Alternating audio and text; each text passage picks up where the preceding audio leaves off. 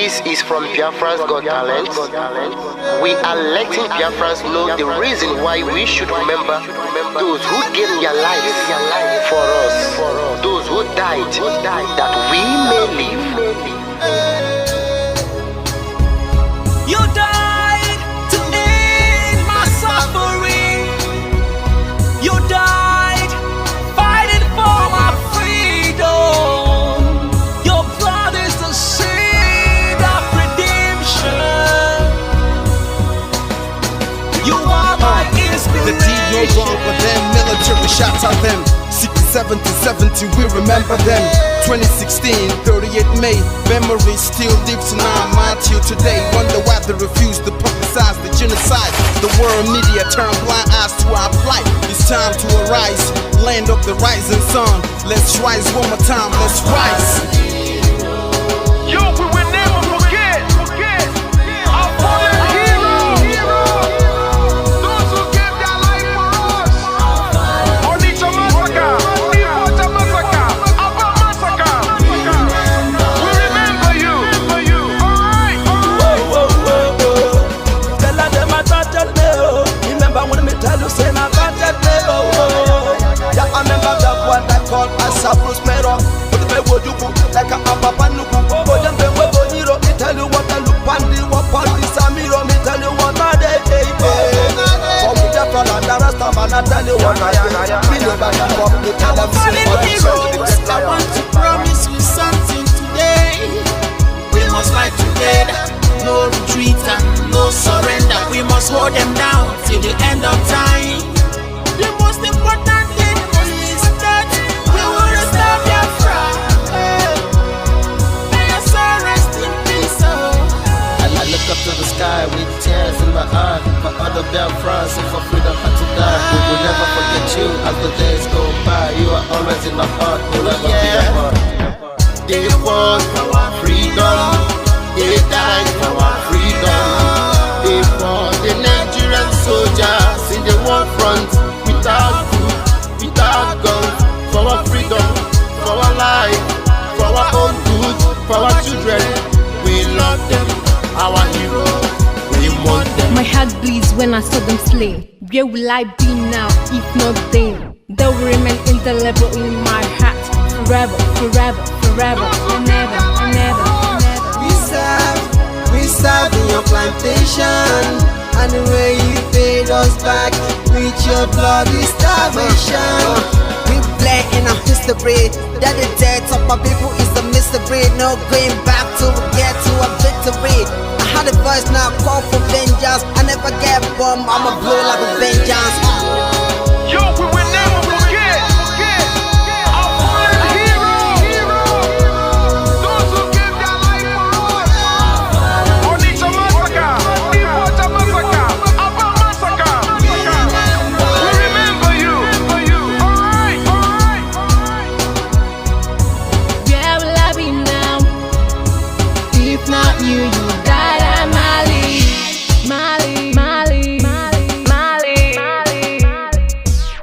Then we are starved to death because of our freedom, and they paid the debt for our freedom. Flag high for those that died in the genocide, fighting for you and I. There is pain in the heart, we bleeding inside, tears in the eyes, so I'm following you. This is for my fallen heroes. Give them a motivation, people. It's like I'm looking at myself in the mirror. Cause to be a cast, I need to be a nurse. If we did not retire, They paid the ultimate price. They died for me, for the freedom of unborn child. We live for the legacy. Yo, we will never forget our fallen heroes. Onitsha massacre, Ipocha massacre, Aba massacre. We remember you. Alright. Yo, we will never forget our fallen heroes.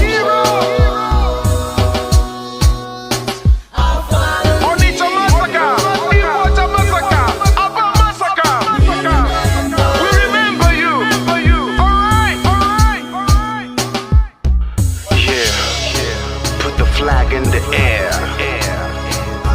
Never be afraid. March on, cause we are more than conquerors. Yeah, you know what it is. I'm looking at myself in We the must mirror. revenge, and we must stand to represent who we are.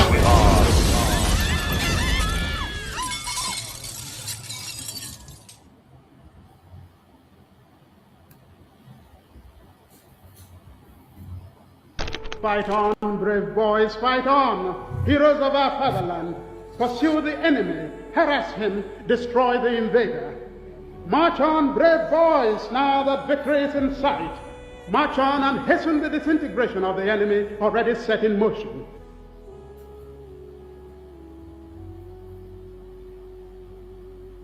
Fighting a war, knowing the difficulties, the odds against us, there is an element of fatalism, people feeling, well, if the world chooses to abandon us, then perhaps it is better we all perish. They don't ever consider a Biafra not free. They believe in either Biafra free or no Biafra at all. That means none of us living to see it. I need Biafra freedom. We Biafrans, we need Biafra freedom. For this, I decided, even to die, that Biafra must have its own freedom. I want us to work systematically towards the establishment of a good, progressive and democratic society where all vestiges of privilege and social injustice will be abolished and the rich contribute more for the welfare of the poor.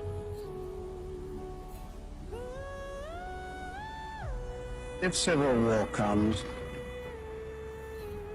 and I do think it is imminent, you're quite right, it will for us be the price of freedom. Our people here have for a long time been prepared for this eventuality, and I am confident of their readiness. I think that when it does come, that the people on the other side would be surprised as to what they're going to get. And I'm confident that it will not last long. We'll surely come out as a nation because we're fighting a just cause. Even a little child on the street will tell you this. We shall never go back to Nigeria again. God's grace will surely emerge as a nation. And so, as far as this war continues, we'll fight to the last man. This is what Biafra is, the end of the journey for a persecuted, massacred, pursued people. We have made all attempts at a democratic resolution of this crisis. I have offered open elections, plebiscite. I have offered just an open carte blanche suggestion, anybody who can find a democratic way of finding out the wishes of the people, let him suggest it and we will go for it. Another Savior, holy, holy, holy, holy, Adimebujuku. Another Savior, holy, holy, holy, holy, Adimebujuku. Another Savior, holy, holy. If you do not believe in what we are doing, then you better get out. We're not going to stop. God knows we can never stop until Biafra is restored. We are peace-loving people. We abhor death and killing of another soul. It's in our nature, that's how we are. But because of that, they have been coming and killing us all these years. We've kept quiet. They've been killing and killing and killing quiet. We have a case at the ICC We have a case at Africa Union. We have a case at what else again? Pending before the UN in New York. We've been to Geneva to tender our case. Before UN, till today, nothing. In fact, the more we complain to them, the more they come to abduct and rape our children, the more they come to kill us, the more they want to take over our land and our forests. And who told them that's going to be possible in our time? In a time, in a movement that I lead, you think you can come into our land and take it over? Oh dear. That means you don't know who we are.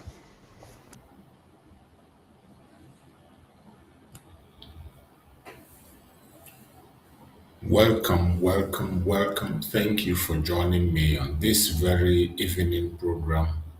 I appreciate everyone that has connected to us wherever you are joining from. Either you are joining me on TikTok, you are joining on Facebook, or you're watching on YouTube. Wherever you are joining from, like and share the program. Like and share the program to family and friends. Like and share the program to your neighbors. Like and share the program to those who are close to you. We must continue to spread this gospel, and we will never back down. Wherever you are, I urge you in the name of Chukwu Gabiam to continue to do your part. And today I wish you all a very happy Sunday. It is a Sunday sermon that we are delivering on Biafra restoration. So I appreciate every one of you. I wish you a very happy Sunday, more especially those of us that are Christians, wherever you are in Biafra land. You are in Nigeria, you are in any part of Africa, Asia, Europe, America, Australia, Canada, New Zealand. You are in Iraq, you are in Ukraine, wherever you are across the world. Today is Sunday. I'm wishing you a very happy Sunday. So many of us have gone to church to worship and we come back home. So many are still on their way going, and some are still in the church. And I want to ask every one of you Christians who are part of what we are doing, did you pray for Biafra today? I want to ask you, did you pray for our Supreme Leader, Nnamdi Kanu, today? Did you pray for our Prime Minister, Ekpa? Remember, our Supreme Leader prayed for us 7 times every day. Every single day, he prays for us 7 times. So I want to ask you, today being Sunday, did you remember to put our Supreme Leader in your prayers? Did you remember to pray for our Prime Minister? Did you remember to pray for our nation, Biafra? So many of you don't even remember. You don't even put that into consideration. There are certain things that cannot go except by prayers and fasting, you know. When we say pray, it doesn't stop us from doing what we have to do. Prayer is very important. Don't ever ignore it.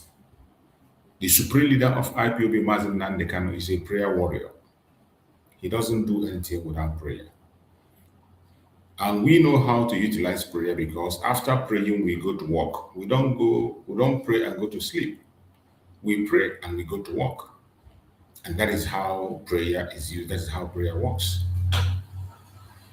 That is the difference between us and those who ignorantly pretend to be praying when they are not. When we pray, we go to work and do the needful. And that is the same thing that is expected of you wherever you are. As we pray in our various churches, in our various denominations, we still do the needful. Support the struggle any way you can support, physically, spiritually, materially, financially. Play your own role. Very, very important. So today I welcome every one of you that have joined us. It's a Sunday evening program. I'm not going to take much of your time. I know it's weekend. Some of us will be going out. Some are tired. Some are resting. So I appreciate those who are able to join. I can see my brother Uche Onyende is there. Thank you so much, my beloved brother Uche Onyende. I appreciate you and I thank you for being part of the program as always. And I also welcome my beloved sister, Macy Akere. Thank you so much for joining, my sister Macy. And every other person that is out there, I appreciate every one of you and I welcome you to this program. Thank you for joining. So today we are going to do what we know how to do best and speak about the issue of Biafra. You know that a lot is happening. A whole lot is happening. And at this time, it is not the time to be silent. It's not the time to pretend we don't know what is happening. The battle have just begun. But at this very difficult point in time, this is the time that your faith is tested, your strength is tested, your consistency is tested, your loyalty to our spirit leader is tested. It is a very sensitive time. We have seen people who we thought were really fighting for Biafra today doing a different thing. We have seen people who we believe knew what they wanted doing something totally different. We have seen people we thought were part of us now against us. A lot is happening and more continuing. There's confusion everywhere, right, left, and center, different groups speaking in different tone, attacking each other instead of focusing on the united front. A lot has gone wrong. But I want to tell you that whenever you come to my program, come as an independent person with an independent mind. That is the only way you can understand our program. Come with an independent mind. Don't come with your group mentality. Don't come with your antagonistic mentality. Don't come with your greed, envy, jealousy, and anger. Keep all those aside. Come as an independent person who wishes to make contribution to the struggle, who wishes to understand what is going on, who wishes to make a genuine contribution. If you have a superior argument, you are entitled to it. You have the right to your superior argument. If you want to share with us, all you need to do is to request for link. I send you a link and you come and you share your views. That is all it takes. It's a very critical and important time. We have seen what Nnamdi Kanu is doing, trying every possible way to unify us, even from Sokoto, all the way from detention in Sokoto. He is fighting to unite every one of us to make sure we speak in one voice. Master Simon Ekpa is doing the same thing from Finland. Their concern is that we speak in one mind and in one heart and pursue the unity of purpose. They recognize that we can have our differences, we can have different opinions, we can have different ways of doing things. But the important thing that they are talking about is unity of purpose. The purpose for which we gather in every platform, in every mushroom groups, is for self-determination. And it will not do anybody any good for you to be attacking your brother and your sister every day. So wherever you're watching this program from, I urge you to come with an open mind. Come with a heart of love, a heart of brotherliness, so that we can be able to understand each other. The little time we are going to spend this evening and do the needful.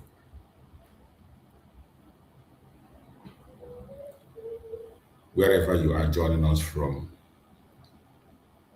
every one of you that is joining, I say, may the grace and peace be unto you from God our Father and from our Lord Jesus Christ. Wherever you are joining us from around the world, I welcome you to today's sermon.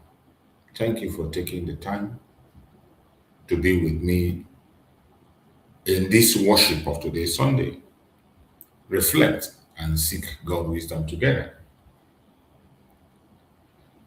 Our world continues to face many challenges across different nations, community, wrestle with conflict, insecurity, questions about justice, concerns for the safety and well-being of ordinary people. Many families are grieving.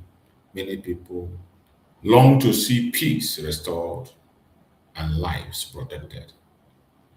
That is all we are looking for. That is what many families in Biafra land are asking for. Just want to be protected. Just want to see peace.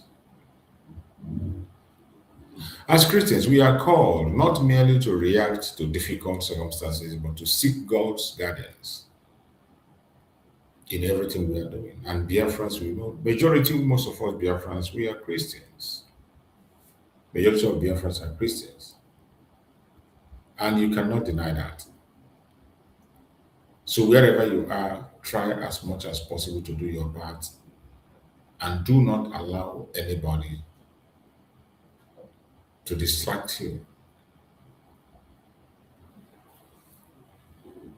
When we are asking for justice today, it is not just that we are asking it, isn't by faith. Naturally, justice is something that is required by every human being.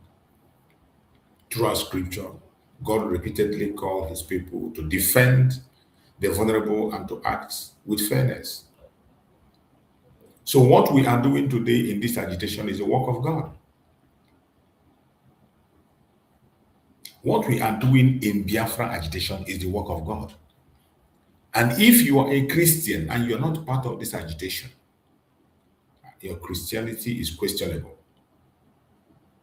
If you claim to be a Christian and you are not part of this agitation, you are not part of this struggle to bring freedom to the people, it means your Christianity is questionable. Because throughout scripture, God repeatedly called his people to defend the vulnerable and to act with fairness. Isaiah urges believers to learn to do right, seek justice, defend the oppressed. So why wouldn't you join us today in what we are doing to pursue our freedom? Psalm 82 speaks of defending the weak and the fatherless. That is what we are doing in this struggle. And that is what we are calling everybody to join us and do. More especially Christians across the world, wherever you are. It's unfortunate that the person we thought that's going to do something today is singing a different tune altogether. But all hope is not lost because we make a way where there seems to be no way. Jesus himself thought that peacemakers are blessed. And because peace is easy, but because it requires courage. Not because peace is easy. Peace is not easy. For you to get peace, it's not easy. It requires courage. It requires compassion and a commitment to truth. So that is why everywhere we are pursuing peace. We are not violent people. Biafrans are not violent people. In all that we are doing in this agitation and call it is peace. Nnamdi Kanu has only you call it just for referendum. Conduct referendum. Let the people decide. He wasn't forcing it's not as if he's forcing it on anybody. No. He's just reminding the government to do the needful. In every generation, people have asked difficult questions about justice, governance. Christians may disagree about politics or public policy. Yet, we can agree that every person is made in the image of God and deserves dignity and respect. Everybody deserves dignity and respect. That is why we can never stop talking. We will never give up our faith and we will never surrender. Conflict affects ordinary families. Most of all, children, parents, neighbors, communities bear the heaviest burden. Wherever you are today, you must stand up and do the right thing. We must continue to fight this battle and make sure that we never give up. It's unfortunate what we see online that is happening today against our brothers and sisters. More especially those that have devoted them time to fight Mazi Nnamdi Kanu. And I asked them, what did the supreme leader of IPOB, Mazi Nnamdi Kanu, do to you? Nothing. You are fighting Mazi Nnamdi Kanu because he wants us to be united in one front. You are fighting Mazi Nnamdi Kanu because he told you to remain consistent in your request for freedom. You are fighting Mazi Nnamdi Kanu because he is loved. Envy and jealousy has swallowed you that you cannot even be able to control your ego anymore. But are you going to stop him? You can't stop him. the supreme leader of IPOB, Mazen Nnamdi, can remain the face of the struggle, and Mazen Simon Ekpa, the prime minister, his disciple, remain in the front. There is nothing you can do about it. Recently, people have begun to visit the videos. You know, for a very long time, just like the Department of Sabotage of Attack, we have seen what they are doing and what they are capable of doing, and we started warning on time. But unfortunately, people did not listen. People didn't listen. We live in an age of constant information, news, social media, and personal testimony. Can all shape our understanding, but they won't also be complete or conflicting. Spiritual encourages us to seek truth carefully, to listen before we speak. In anything you are doing, seek truth carefully. Many of us today are believing lies. Many of us are living a life of a lie. Some of you, you are hating your brother because of a lie you were told about him. The Biafra agitation has become so contaminated that it is difficult for you to know who is who this time around. And most of the war we are fighting today among ourselves is based on lies. Based on lies without evidence. All you do is con your camera and abuse people, insult people, and damage their reputation. Why don't you spend that time on speaking about the restoration of Biafra? There are so many things to expose about Nigeria that is holding us captive today. The zoological republic that is holding you and I captive, not allowing us to make a move. Why are you not bothered about them? Or you are interested in any place, any person says anything online, you go and watch. Some of them, you think they are coming here to watch. They are just coming to watch and see when you will make a statement that doesn't go with what they believe in their group. You have your own group. Nobody's against your group. Nobody say close your group. Focus on the objective of that group. If sincerely your group is for the restoration of Biafra, you're supposed to be busy. You wouldn't even have time to talk about somebody. You wouldn't even have time to go and watch who said this and who said that. But because some of us are just in a group where we gather to gossip, where we gather without any project to distract, that is why you have more than enough time to see those who call you and those who didn't call you and begin to castigate people with lies and propaganda blackmail. It is very important to listen before we speak. Listen before you speak. Listen carefully. And to avoid bearing false witness. Many of us are bearing false witness today. Many of us. I see some people even on my comment section, when I'm preaching my message, they come and write something they know nothing about. You are defending something that you don't even know jack about it. You're defending rubbish simply because you feel that you belong to a group and you must protect a group, whether they are lying or they're telling the truth. You can't even ask question in the group where you belong. Simple question. Ask question. A lot of lies are being told. A lot of lies. Against the painful things against ourselves. We know that it's always propaganda in the course of politics, in the course of agitation. There are maybe some propaganda. But why do you devote your propaganda energy against your own brother and your sister? Look at the effort the DOS is putting today to bring Mazen Nnamdi down. This is the effort they could not be able to put to bring him out.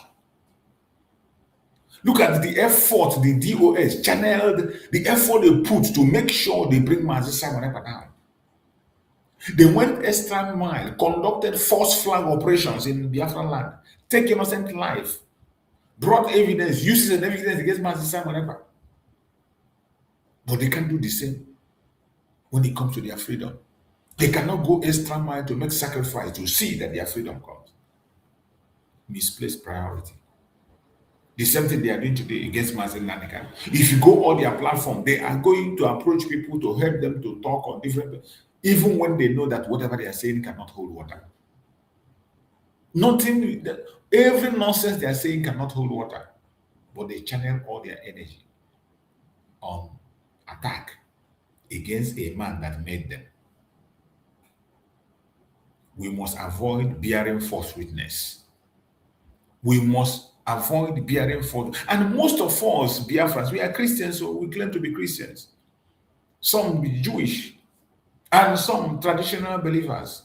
Everybody called Chukwu Okike. Majority Christians. And you bear false witness. You tell lies about your brothers and sisters. I thought that Christians should value accuracy. As a Christian, today is Sunday. You should value accuracy. Before you report a thing, value accuracy so much. Make sure you are accurate in your report. In those things you are speaking about your brother or your sister. You must value fairness. You must be fair. As a Christian, you must be fair.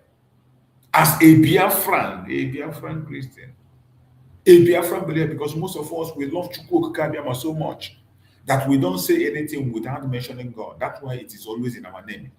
Most of our name, God is in it. We need to value fairness and integrity in how we discuss public issues. We must value accuracy, fairness, integrity on how we discuss issues in public.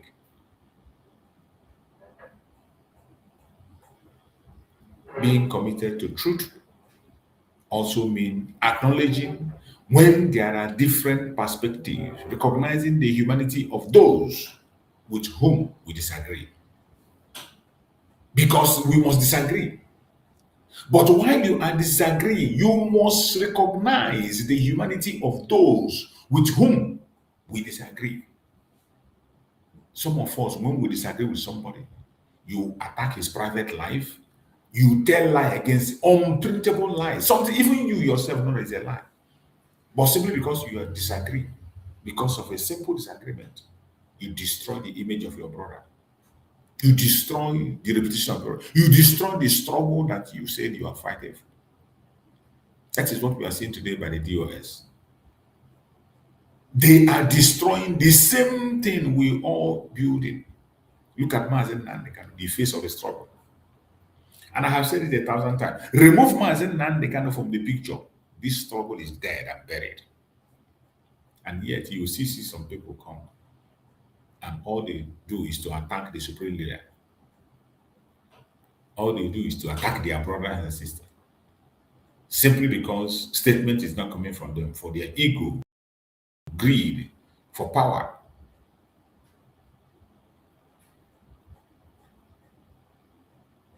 Every one of us must know what to do and do the right thing at all times. We must continue to pray. As people that believe in Chukwu Okike, we must continue to pray. Pray for those who suffer. Pray for our leaders. Pray for justice and pray for peace. That is why when I was starting, I asked, how many people, how many of you today remember to pray for our spiritual leader in their churches? How many of you? How many of you remember to pray for Prime Minister when you get to church today? How many of you remember to put Biafra in prayer in your churches today? But you will remember to come and saga your brother. You remember to come and that somebody spoke something about your group yesterday. You want to attack the person. You're waiting for the person to come and line again so that you come and challenge the person. But when it comes to sensible things, you don't remember. We must care about our neighbors, our brothers and sisters. Regardless of our differences, regardless of our disagreement, we must care for each other. We must show act of kindness, compassion. We must show act of kindness and compassion at all times. These are powerful witnesses to the love of Chukwu Okike that we all call and believe. We must reject hatred. There is so much hatred today. Among us, the Biafrans, more especially the Igbo Biafrans, there is so much hatred. And that is one of the things that is drawing us back. So much hatred. We believe so much in Chukwu Okike. It's even in our name. Many of us are Christians. We believe so much, but yet so much hatred in us. Remember, the gospel calls us to love our neighbors and even our enemies. So why wouldn't you love your brother? The gospel says, love your neighbors and even your enemy. So how much more your own brother? Just because you disagree for one thing or the other, you destroy their reputation, you destroy their image. It is sad. It is very, very sad. Sometimes when I come online and see what Biafrans are doing to themselves, it is heartbreaking. It is heartbreaking. People are taking us as a laughing stock. Sometimes you find it difficult to win a debate when it comes to the issue of Biafra because of the attitude of some of us. Because of our attitude, it is difficult to win a debate on Biafra. I don't know whether people are seeing what I'm seeing. The kind of things you see online, the kind of things, more especially from the Igbo Biafrans, the main people who are supposed to be in charge of the struggle. You see them on camera and be destroying everything about themselves. We must encourage dialogue among us. We must encourage accountability and respect for the rule of law. These principles help communities address grievances peacefully and protect human dignity. Remember that our hope is not rooted only in human institutions. Our hope is not rooted only in human institutions, but ultimately in Chukwu Okike Abiam, who is just and faithful. That is why every one of us, as children of Chukwu Okike Abiam, must do things right. We must activate Onyaga Namaneye, that brotherly love, for us to overcome what is before us. My beloved, wherever you are watching from, justice and peace are not opposing goals. Even the scripture present them as partners. The scripture presents justice and peace as partners. We should never stop praying for ourselves daily. We should never stop praying. We should continue to pray for ourselves while we continue to work hard into our freedom. Pray for safety.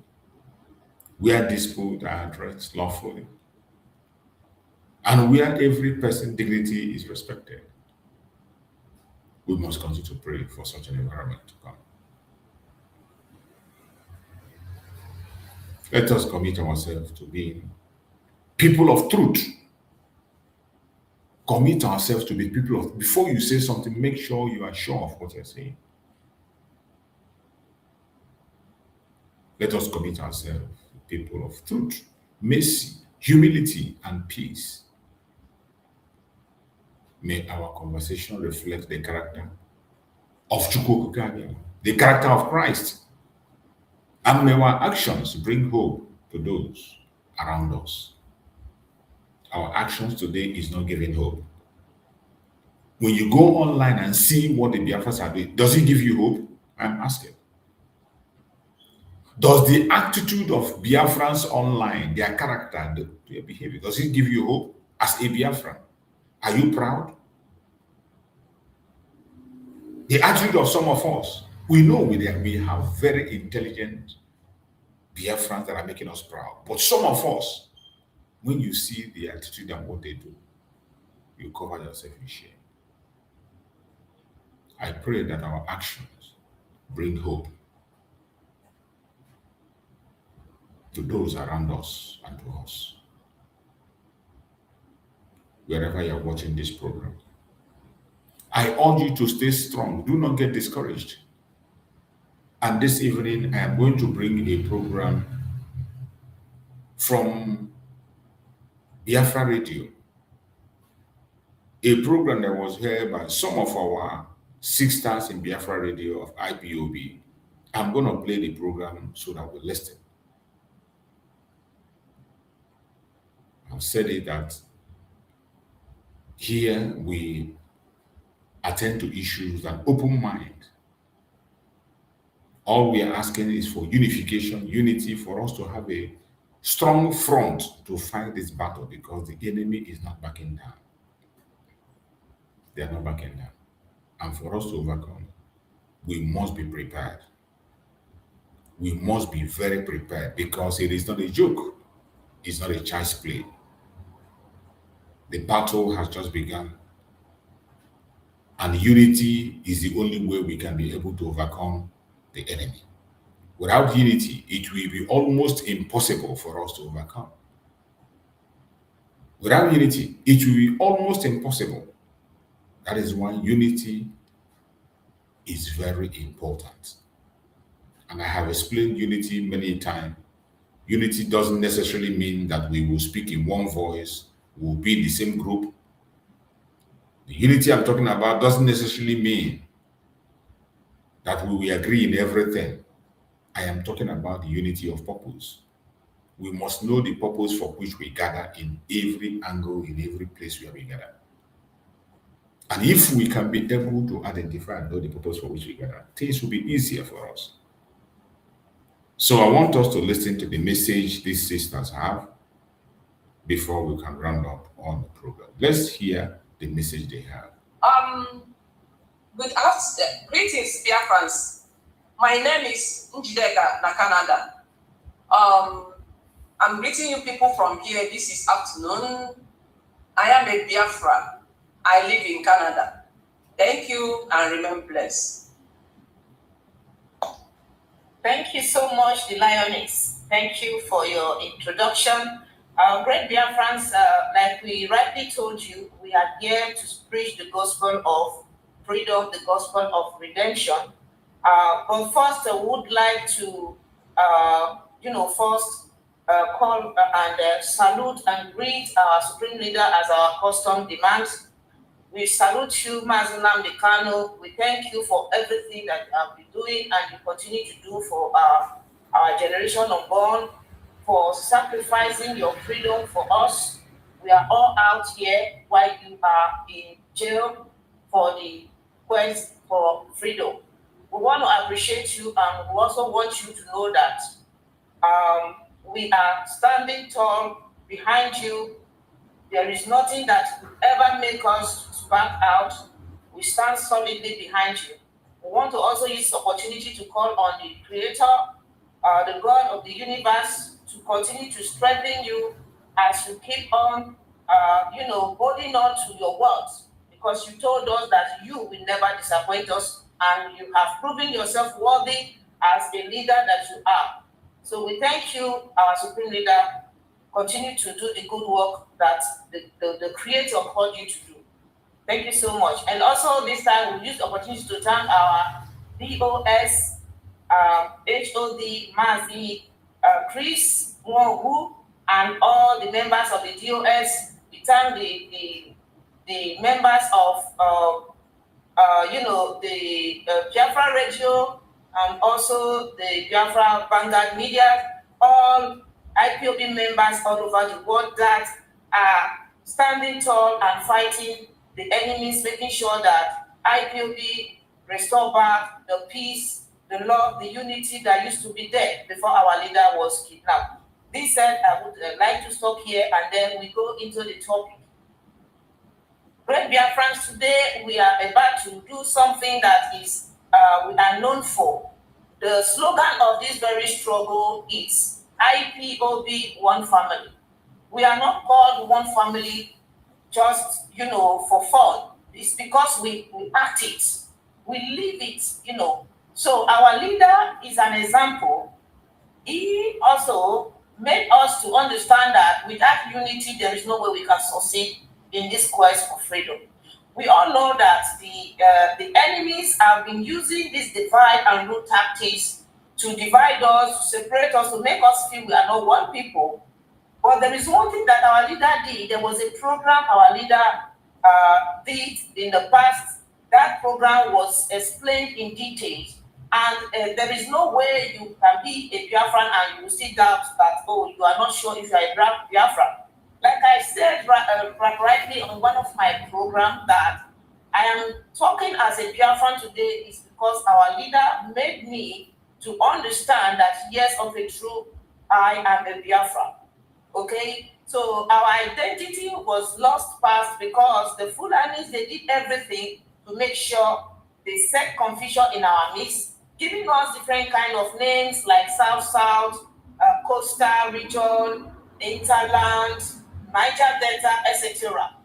So as a true leader that Nnamdi Kanu is, and somebody that is very strategic and have understood the mission and the propaganda, the agenda of Nigerian government, there is need for him to unite us together. Our internal leader, Ojukwu, General Ojukwu, Odumegwu Ojukwu, did a very wonderful work.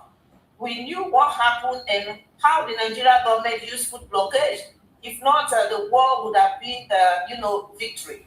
So he did a very wonderful work. But there was one thing that was missing as at then. The era we are living today is a technological one, whereby informations are diffused very fast on the media. So this is the advantage Nnamdi Kanu has used to be able to bring us together, and we are united today as one big family. So dear friends, we are here to talk about the unification of Biafra. What is unity? Unity is coming together, in one value, in one, way, one structure, one, everything that you do as a people has to be one culture, one tradition, one value system, one way of life, okay? As a people that we are, we know we are all from one region, which is the old Eastern region. But the Nigerian government have, tried to divide us like piece of cakes, and some of us, we are seeing ourselves as not one. But today, that has been broken. Our leader has broken that chain of division, divide and rule. We are now one people. Wherever you come from in Biafra land, Ijo, Ishekri, Isoko, Uro, we are one people. Let me take an example. If you put an Igbo woman or Igbo woman, Isoko woman, Ijo woman together in one place, there is no way you can differentiate who is this and who is the other person, because we have the same body structure and we have the same fashion. But if you have to bring a Fulani woman in our midst, immediately somebody can be able to identify the Fulani woman because the body structure is different and the fashion is also different. Even the hair is different. So we as one people that we have, the only way for us to be able to succeed in this quest for freedom is for us to continue to keep the legacy that our leader has put in place. So we are going to play a video for you where our leader, explained in details what makes a people one. In the case of Nigeria, whereby they say one Nigeria, it is because we are not one. We have never been one. That is why they are using this word one. We have never heard any countries claiming to be one all the time. One Ghana, one Cameroon, one France, one people. Countries don't use that kind of words to identify themselves. But in the case of Nigeria, they are using it because they know that they are not one, and they are using it to feel comfortable as if they are one, pretending, So Nnamdi Kanu spoke in details, and that video, it's very important that every Biafran pay attention to that video. If you have not listened to that video before, an audio, anyway, it's a video, but I'm going to play the voice. Just pay attention to the voice of our Supreme Leader, because it explains in details what makes the people one. As it is, we are not one with the Fulani because we do not have a common value system. We do not share anything in common. Religious-wise, cultural-wise, everything that they do is quite different from us. We are people that have value for for life. We value ourselves. We do not murder or buy people. For these people, they kill people. They even hate other tribes in Nigeria. So I would like us to pay attention when we play the audio clip of our supreme leader. This clip is dated, if I'm not mistaken, back 8 to 7 years, if I'm not mistaken. 8 to 7 years. But there is need for us to play this clip now because of the present happenings. Today, we hear people say that, oh, IPOB, there's a faction in IPOB. There is no time has there ever been a faction in IPOB. IPOB is one family, and that family is under the Supreme Leader, Nnamdi Kanu, and headed by the DOS and the HODS, who is Mazi Chris O. So, as one that we are, we want to continue to remain one. Our Supreme Leader has called on other Biafrans. If you are an IPOB member, wherever you are, one way or the other, you might have been, treated so badly that made you to quit the struggle. Not that you quit the struggle completely, but as a Biafran, you cannot quit your identity. You are an IPOB by birth and also an IPOB member, right? So you decided to quit because of the maltreatment that you have received from the sacked SDOS, okay? So now it's time for you to come back, because without you, there is no way we can achieve freedom.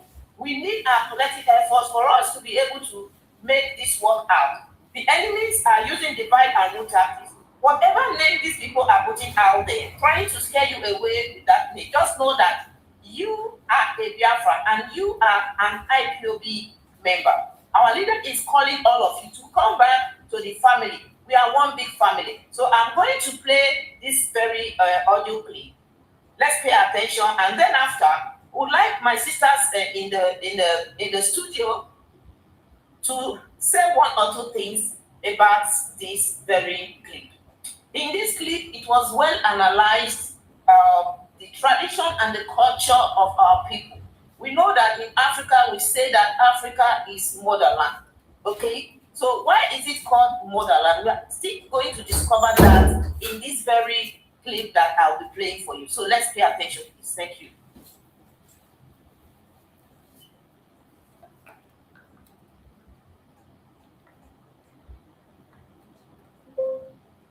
And we know there is no country government. It is our responsibility to highlight the 90 places of the government and we know there is no country government that is there, not born.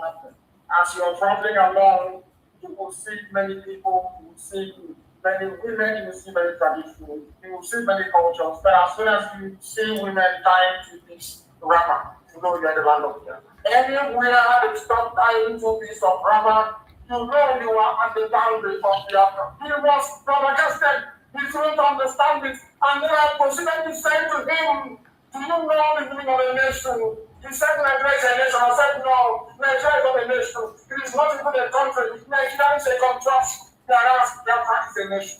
And he was wondering, he kept pressing me, how can you say Biafra is a nation? It doesn't exist. And I said to him, Biafra has been existing for over 5,000 years. Biafra existed before Zamfara came. Biafra existed before Benin came. And Benin and Zamfara are the two oldest kingdoms you have in the whole of West Africa. Then later on, and he was confused, was perplexed. And I told them we are educated. We are only something refined. Everything will change the truth. Everything will change the gospel. Nigeria is not a nation. Biafra is a nation. And the same thing. There is no practically and academically. I will school you through all the steps and all the implicit of a nation. That you may know that Nigeria is not a nation. And never a nation before Britain. Biafra is older than peace. Biafra is older than any other nation that I can think of. Perhaps going back to Mesopotamia. Biafra is very, very old, and I want to prove it to you. That makes a nation. That those things are lacking in the city. Every day our mothers come out to try what they are doing, that Biafra will come. And I'm glad that they are coming. Biafra is a holy nation. The same word of man, not a man. And the same word of man for the peace. Because everything about our culture culture the way we are, who we are. So body, when we hear about the body about very simple, and to do women more rights to go out. And I said to them, you can talk to them. There's a just one that was women and the people who are still not about it. It's always I'm not tired of where women are something to do and men will not go. It's not about it. But that is why people tell them you don't be bad. Yeah. All the way from doing mistake, right to help the advanced push. Then we are a try to rap. That is a lot of that. And I will look for why that's the because some people say, oh, it's just rap. I said, because you don't love you are no one. Absolutely no one. Because we can see in the spirit two ways of the problem. Now listen carefully. The nation state is a spirit in which, listen carefully, people which majority, listen, shares the same culture and is conscious of it. It is not say language, it is not say religion, it is not say social habits. Instead, you will share the same culture. I repeat, not religion, not language, not social, the same culture. And you must be aware of it. The nation state, listen carefully to living government, the nation state is an ideal in which countries, in which cultural boundaries match up with political movements. Do you understand it? Nation is a place where the culture begins and ends. So in other words, people that share the same culture, not the same language, not the same religion, but the same culture. And what is that one culture that finds the way of Biafra together, regardless of where you come from? Because as I was doing that research, it seems to me that the Shekiri is in doubt. I saw when the Shekiri women press. I looked at the way that you run the press. It's not the same. I looked at the way the Shekiri women press. I looked at the way that women press is the same. I looked at the way that women press. One way press is the same. I look at how women dress, I look at how dress is the same. I look at the master, I look at the door, it is the same. I look at the door, and I saw something in the door. I saw the same thing in the circle. I saw the same thing everywhere you look. It is the same thing. Our morals have to be defined who we are, where we come from, and then we should be ready. Because there's something that is important. What you know for it. Still, I said, you're wrong to tell you who you are. You got to say, people understand. So, what storm. And I said that earlier, people that I made on my trip, they could have said to them, you don't know, people have that or not. Don't look at the one, look at how I want to dress up, look at them, look at the one, extras, they have do this now. And you know, we go for a woman that gets married or newly married is the worst time I feel from. I don't know if you're married woman. You should not be given in the way they are going to find out who has the better married. Not the way the man that takes the never it's the body. People land all over because I don't know it's people. You know, it's good that. Initiative, they can't move Islam. And John, Islam, let's start and laugh. Everyone, look at your work. From all the way they're from, the picture of the little man. They saw the picture of a foreign woman. People friends not dressed like Hausa women. Some dress like just like a new women. But we allowed ourselves to be organized. We allowed ourselves to be divided. We allowed ourselves to be thrown into the dust by the combination of three deadly factors. It was founded by Britain. The top foreign continues to run. The all kind of talk against us. They are going to stay back so that when you come to your fatherland and you enter inside Britain, they say, oh no, this is not. And look at the way they dress in so they say the same. The people that are telling you is more closely related to you. Don't have anything in common. I don't even want to go to the fact that in your land, 230 years ago,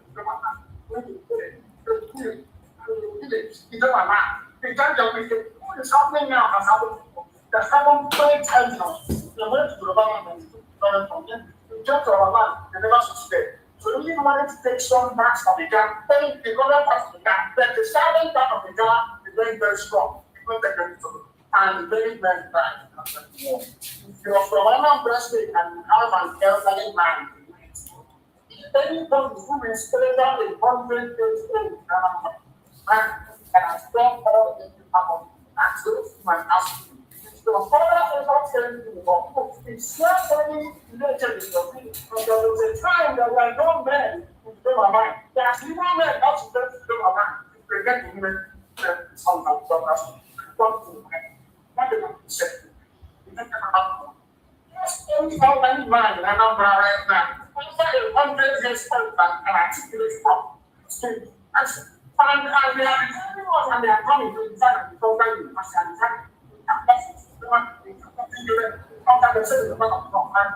what is the title of the overall traditional ruler of Yoruba? It's called Ochi Ijoba. Ochi Ijoba means only Ochi Ijoba. A simple human word. Ochi, someone is Peru. Ochi Ijoba is called.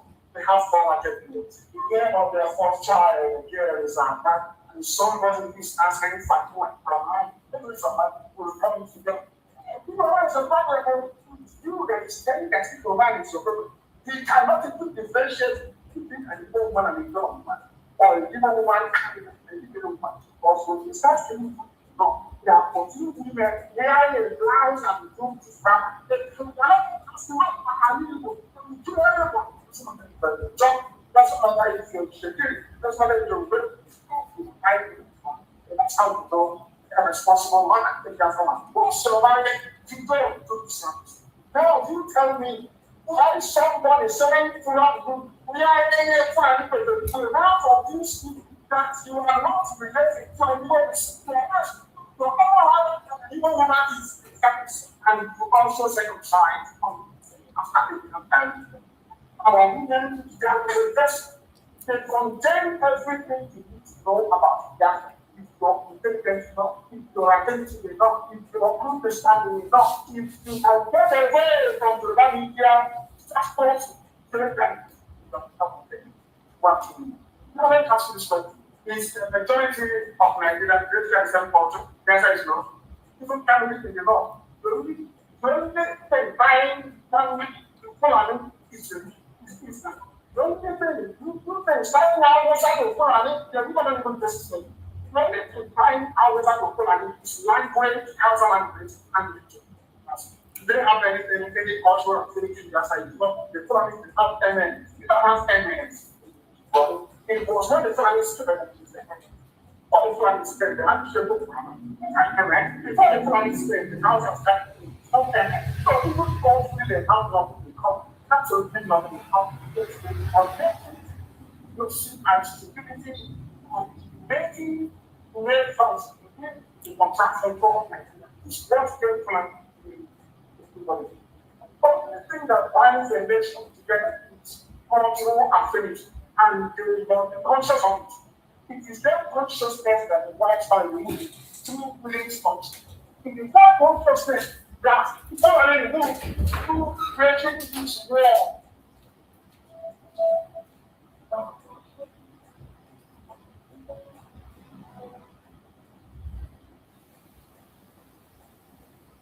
Okay, that is the end of the wonderful clip from our Supreme Leader.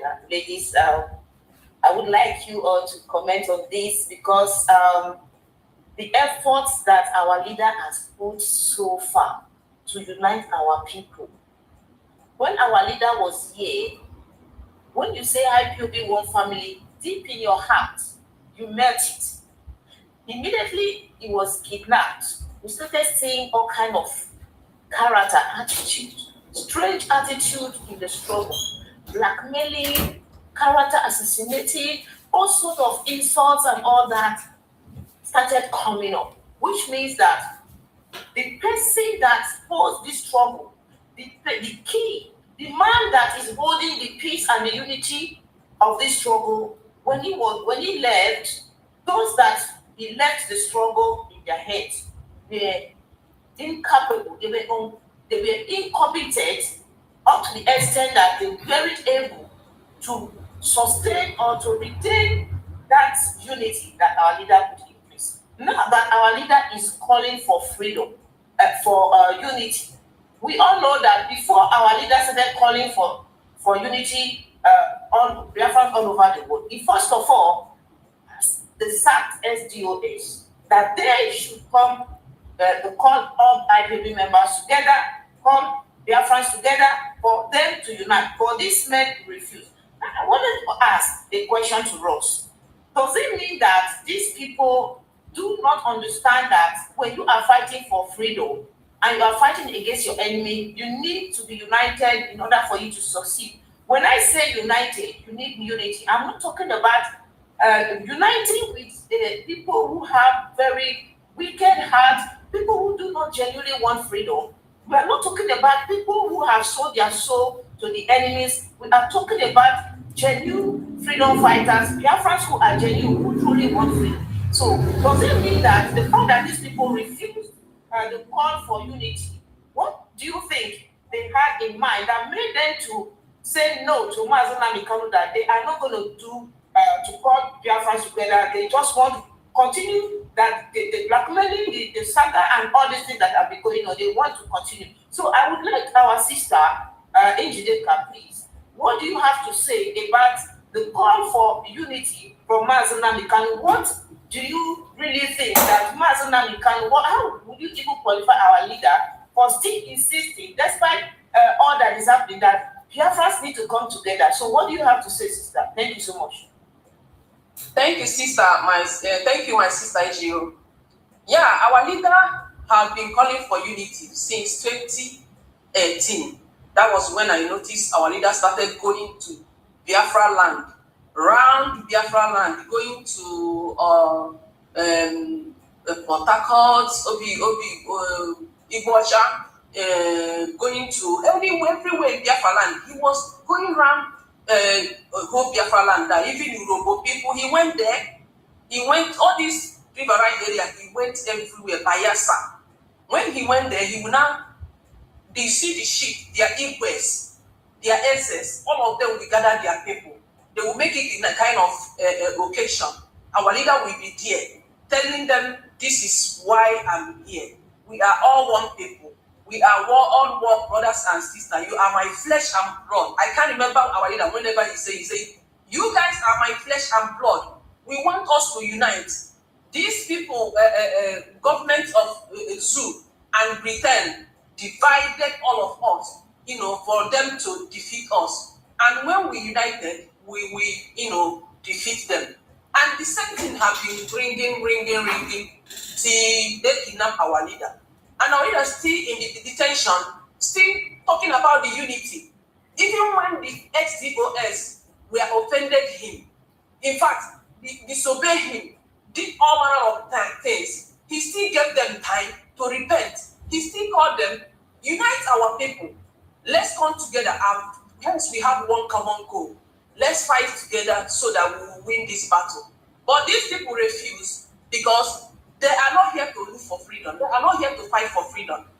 You understand? And that takes me to, to tell you that there is a man that did the same thing. His name is, I think, Menelik, the name of Emperor of Ethiopia, that defeated the Italian colonial masters that went to invade Ethiopia and colonize Ethiopia in the name of, his name is Emperor Menelik II. Now, the Emperor Menelik II is a direct descendant of King Solomon of the Bible. And when he noticed that the Italians were trying to colonize Ethiopia, he called on every Ethiopian tribes, both his enemies, tribes, both his friends also.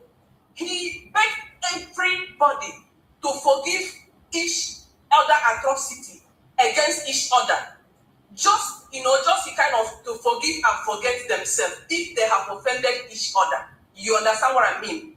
And let's let's unite together since we have one common goal to conquer this enemy, the Italian. He united everybody, and that is similar to what our leader, Nnamdi Kanu, is doing right now. To unite everybody, Biafrans, under the one command, so we will not be having, any doubt on any kind of information. The Emperor, Melanic united all Ethiopian tribes under his command. They all came together.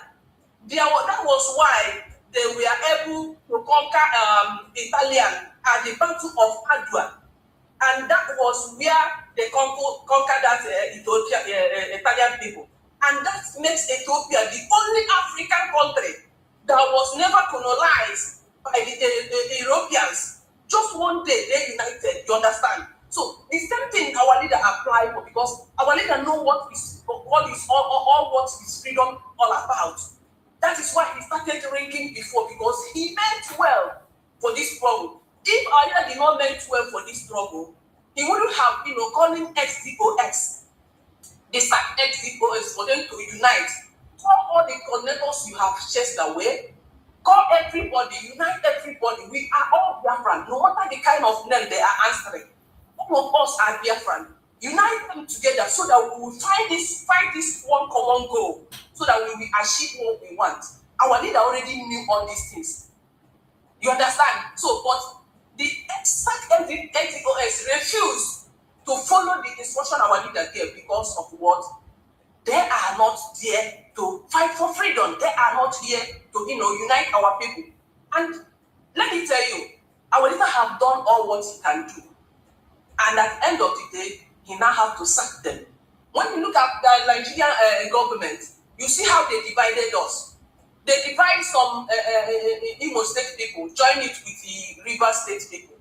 They will go to North, what do they call it? After what is that name of these people? They divided us, some of us, they joined them. When you go to, I think, Benin side, the same thing they did. They will take some of our people and march to other people so that they will not know the boundary. You will hear some people speaking Igbo in the same community they found themselves, while others are speaking different language. So why government did? Because when federal government and Britain did was that they knew that when they divide us, that they will defeat us, they will win us. That's why they divided all Biafrans. And now our leader, one person have come up with the idea, with the knowledge of what this British and the federal government of Nigeria did. He now started calling us, telling these people, oh, you are my blood, come together. We are the same people. When you see anybody tying two wrappers, you will know. When you see people using 4 markets a day, 4 market days, this thing, you will know. When they say if you are using 4 market days, you will know that you are a Biafran. He explained all these things, and now our people have opened their eyes to know why they found themselves into that mess. And still the same man, being Mazinalikan, is still calling everybody. Unite everybody, let's come together. They refuse because they don't want to unite. And that is why I can say Mazinalikan can never betray this struggle. He has tried all his best to do whatever he's supposed to do. Because he said he studied Igbo people. He studied human beings for years. And he know how human beings think. So he's following us the way. That was why when you hear him, when he was doing the broadcast, he keep on insulting, talking, the way that he will pay you. When he asked him, why did you insult people when you are doing broadcast? I hate you because you are insulting Nigerians. You are insulting people. Our leader will tell them, because I want to speak the language we understand. Without that being in that insult, we not pay attention to listening to me. You understand? So my sister, that is what you see. When you look at the Ethiopia now, Menalis is second, you see, our leader is doing the same thing, because that is history. Doing the same thing that man did. And they were able to conquer and defeat Italian at the Battle of Aqua. And that made Ethiopia to be only one country that were not colonized in Africa. Thank you very much. Thank you so much. That was a very good analysis using Ethiopia as the only African country that was not colonized by the Roman Empire.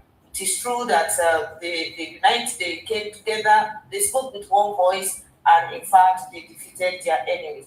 So I would like you, our sister Ify, what do you have to say about the the audio clip that we just played about the unity, or why our leader was calling for Biafrans to come together in unity? What do you have to say, please? Thank you. Thank you so much, Sister Edu. They say divided we do what? Divided we fall. We fall. It says divided we fall, and united we stand. Yeah, that is the message. So it's all about being together, coming together as one people, coming together as Unuibo. When I said Unuibo, I said those that we are really born 100% people blood. We have to all come together as one people to be able to defeat our enemies. Enough of all these people infiltrating into us and causing us, not loving each other, not being there for one another. I remember then when we say IPOP one family, that is what we stand for. That is the meaning of IPOP one family. We are one family. This one family, we love each other, we were all together, we were doing things together, we call for protest, we do for this, somebody died, we were dead, this, that. That is the meaning of IPOP one family. But now, the enemies, they have kind of caused all sorts of division among us. Are we going to continue to be divided, or are we going to come together as one people to be able to achieve our goal? So, when we are divided, we cannot achieve what we are looking for. Yes, we might have different opinions, we might have different way of doing things, but sometimes we have to kind of like what united us, what is our goal, what is our vision, what is it that we are looking for? It is the freedom of our people. That is the most important thing. So let us put aside ego, and put aside our pride, and put aside, and how can we be together under one umbrella? If we have to achieve what we are looking for, the person that we all had his voice is a man and not become. It is one, unless you have somebody else's voice to join this struggle. If you had a Muslim that kind of voice and join Biafra struggle, it's time for us now to come together, as he said. Unless you have your own selfish interests. There is selfish interest. You are not here because of our people. You are not here because of freedom. You are here because of your own selfish interest. That's why you want to remain and say we are not going to listen to what our leader is saying. Like those expelled SUS, they were here because of their own selfish interest, because of the power, because of that they have. But because if they are really here, because they want unity, they will all bring everybody together. But it wasn't so. So what did they do? They started taking people away, removing people that does not agree with what they are doing. Not really that those people are causing problems. Those people want something better to be done. But they do not want to listen to that. They now formed their own clique, They now formed their own clique that these are the people that will be with us so that they can be able to be doing all the evil things they were doing. And then for that, they will not be able. So what am I saying? What I'm saying is a unity we stand. If we do not continue, if we say no, we don't want to come under one umbrella, and which person under one umbrella, which is Mazen and the Kanu, our supreme leader. He started to see and he called us all, we all had his voice and we all joined. And if you know that you want freedom to come, if you know that your heart is for our people to be free, not only our people, ourselves, because we have children and we would like our children to be free, so that we can have a place we call home, we can have a place we say we are visiting back home, even if we are in a scattered everywhere. So unity is what we need. Unity is what we are calling for. And so if anywhere you are, depending on the group you are in, this is the right time for us to come together. If you believe that no, that Mazen Nnamdi Kanu is the one, you heard his voice, you heard him, you have to come under his umbrella. His mission is for us to come together as one people so that we can be able to achieve enough of all this. Because the enemies have come, they have come to destroy. They said that they've come to destroy unity, the one togetherness, what the vision we have to pursue our victory. The enemy sow this seed of hatred among us. The enemy sow seed. Even when some of them are attacking me, I still see them. Some of them when they post, when they do some post, all those things I'm doing sometimes. I still see them that they're still my people, but because we are still going to be able to defend ourselves. So what am I saying? What I'm saying is that we all have to come together and forget about, set aside the ego, set aside your selfish interests. If really you really want freedom, set aside that selfish interest of yours. Set aside that ego of yours and say, why will I be under one umbrella of man? Who before this thing has started, before they kidnap Mazen, I will not under one umbrella, which is Mazen. And then everything was flowing well. We are all united. We are all one family. We are doing things together. We went to all the countries around the world, trying to bring all the people, all the people. Because my sister here is an Igbo woman. All of us here, we are all Igbos because we come from one person. And so, what am I saying? We have to come together as one people. No matter who Chekio, Lupo, whosoever you are, we have to come together as one so that we can achieve our goal. The enemy has come to destroy, but are we going to give them that chance? No, it is night time. This is the time. And this is the time for us. Mazi call for peace, and peace we shall have. Mazi call for it. He knows what he's saying. If we can't unite together, how do we fight together our freedom? It is not the right time for us to come together.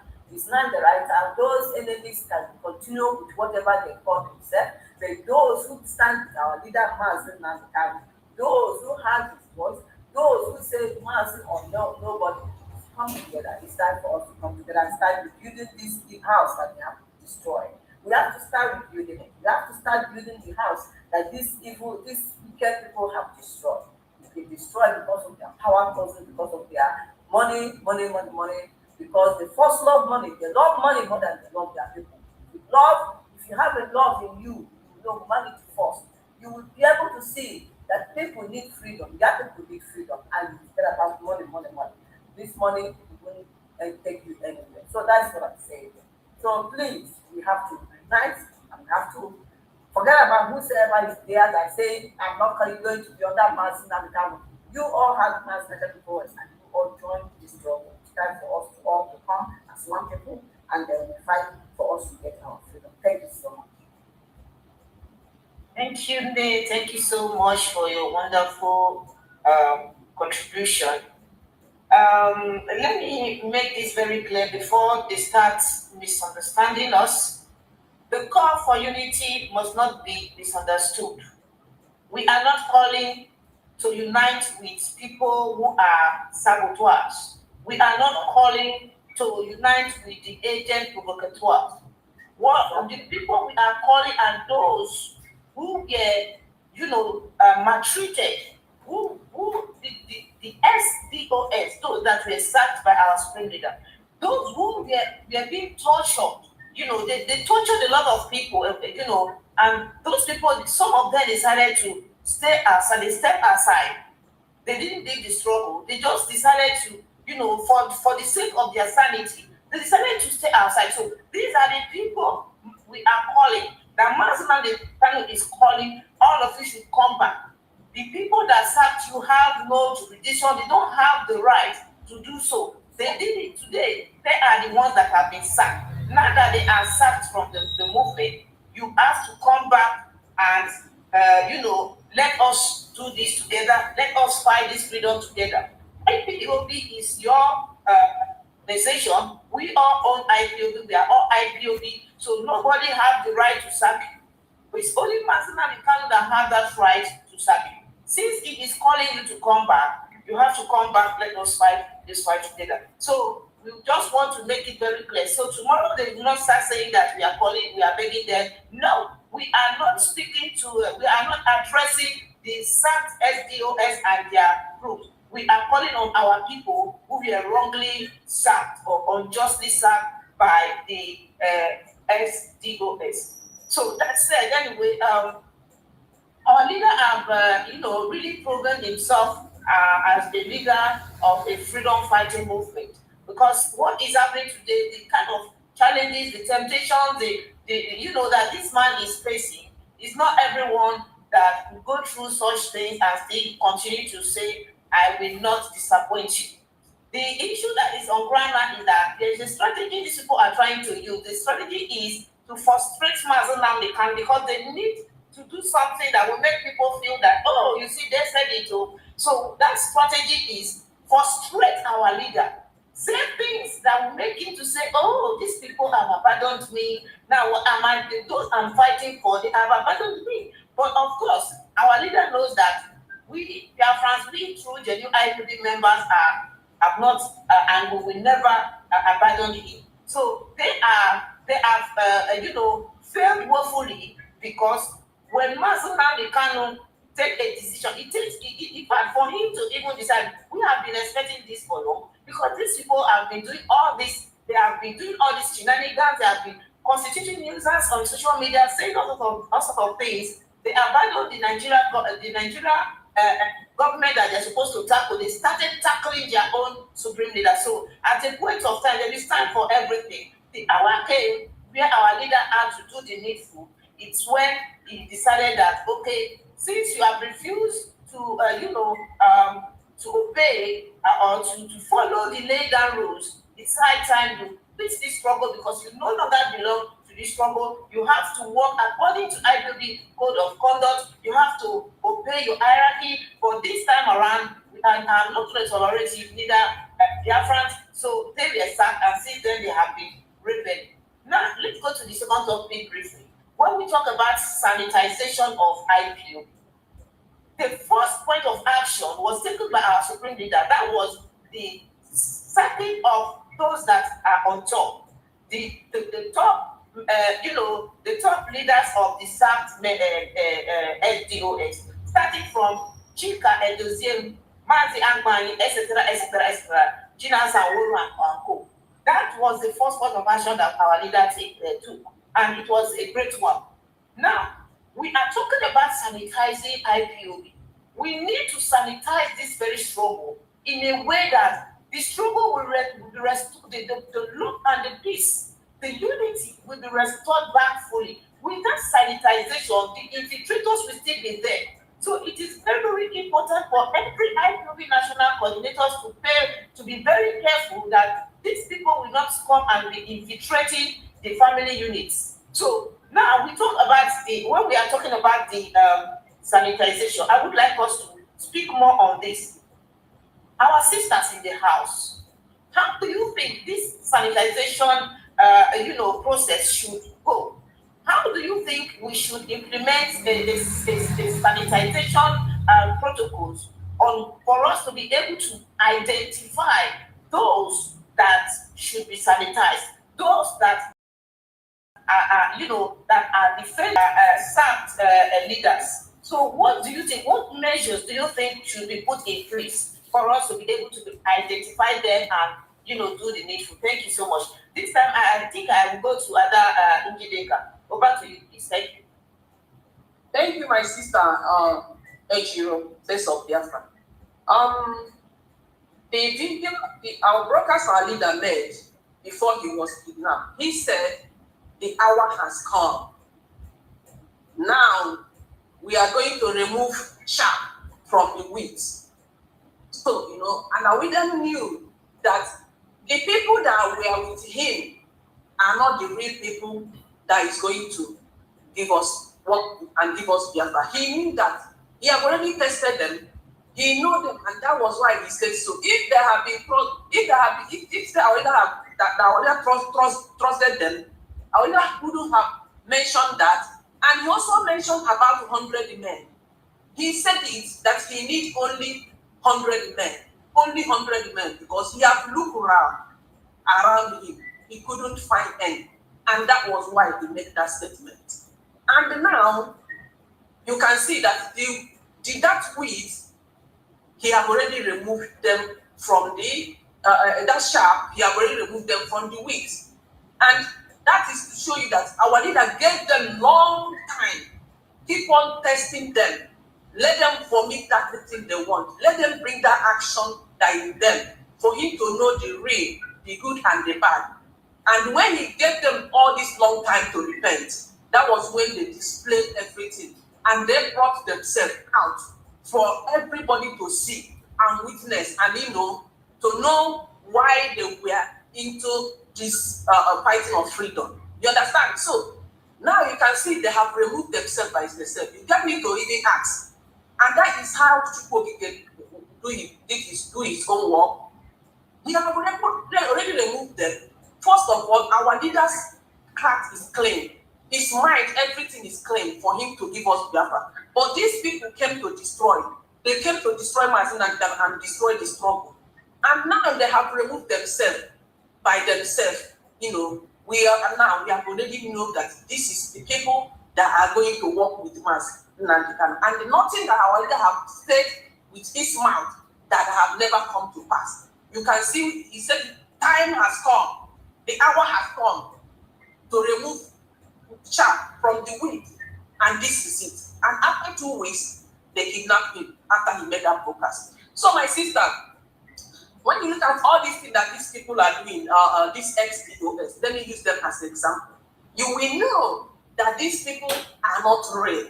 They came to destroy. And who are the chaff? They are the chaff. And who are the wheat?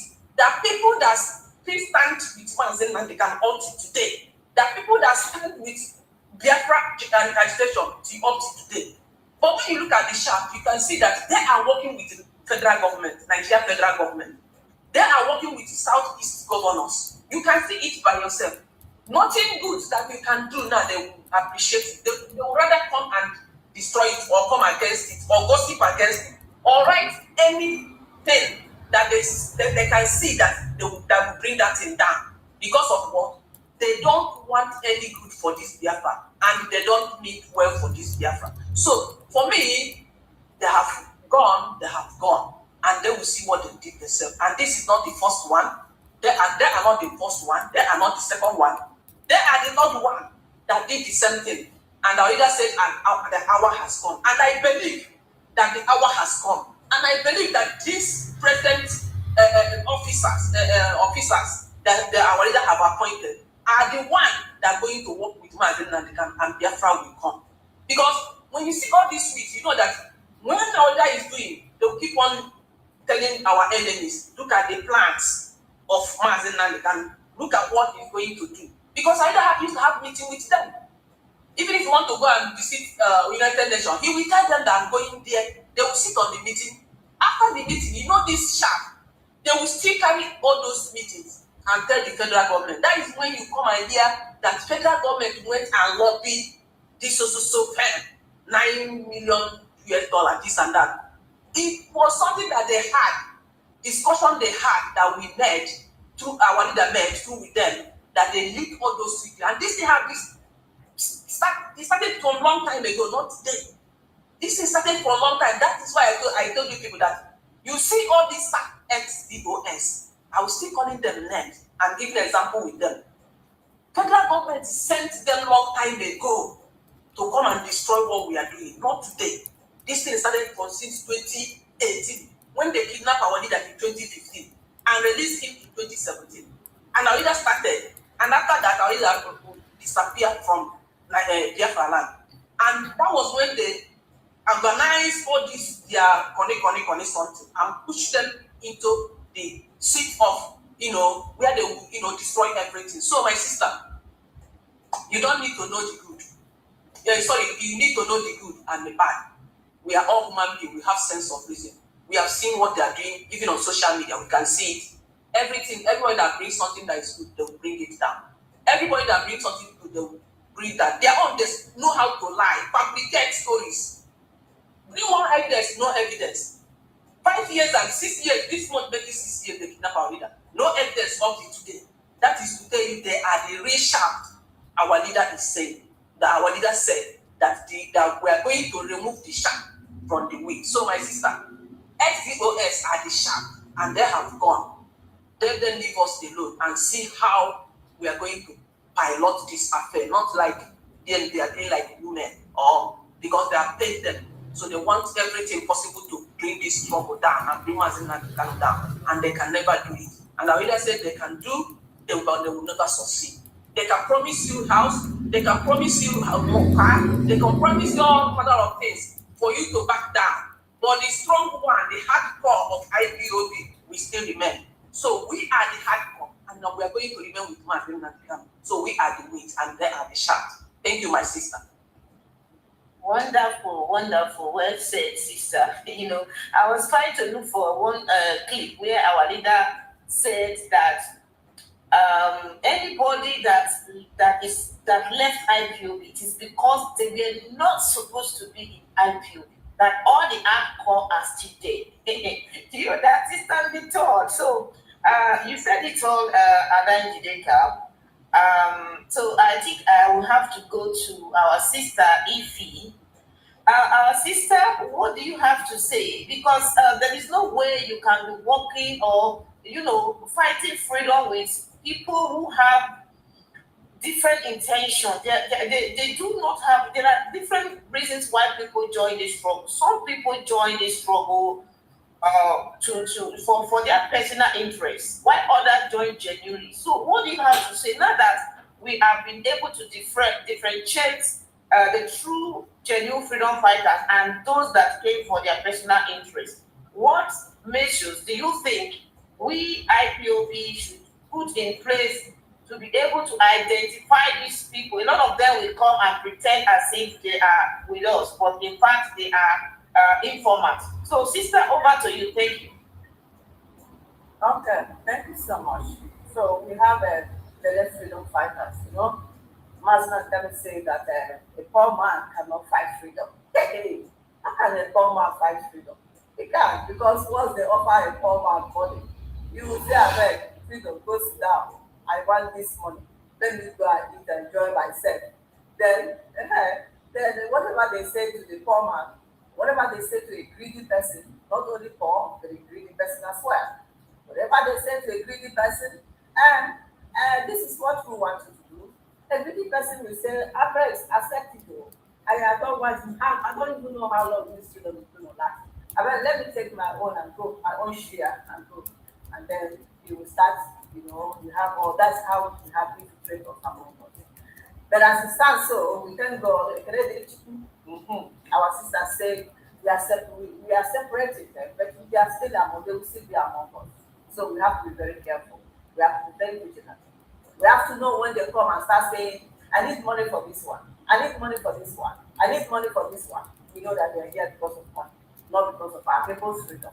"I need money to buy a laptop." And we say, if you cannot be able to sustain yourself, go sit down. You don't need. We need people that are very, very now ready to sacrifice. We need people that will make a sacrifice for this freedom to come. We don't want any more paying money. I want money for tax data. I want to be among the media. I want to be no. Enough. Are you be able to be able to take care of yourself? If you know you can't, go sit down. If it's only few of us, if it's only few people, move. Because this is time for us to know that this is what we want. Because some of them will come and say they want to join freedom. They pay a sacrifice. They will not. All they want is because we have some money, there is money. Some of them want to join because there is money. So they are here to destroy.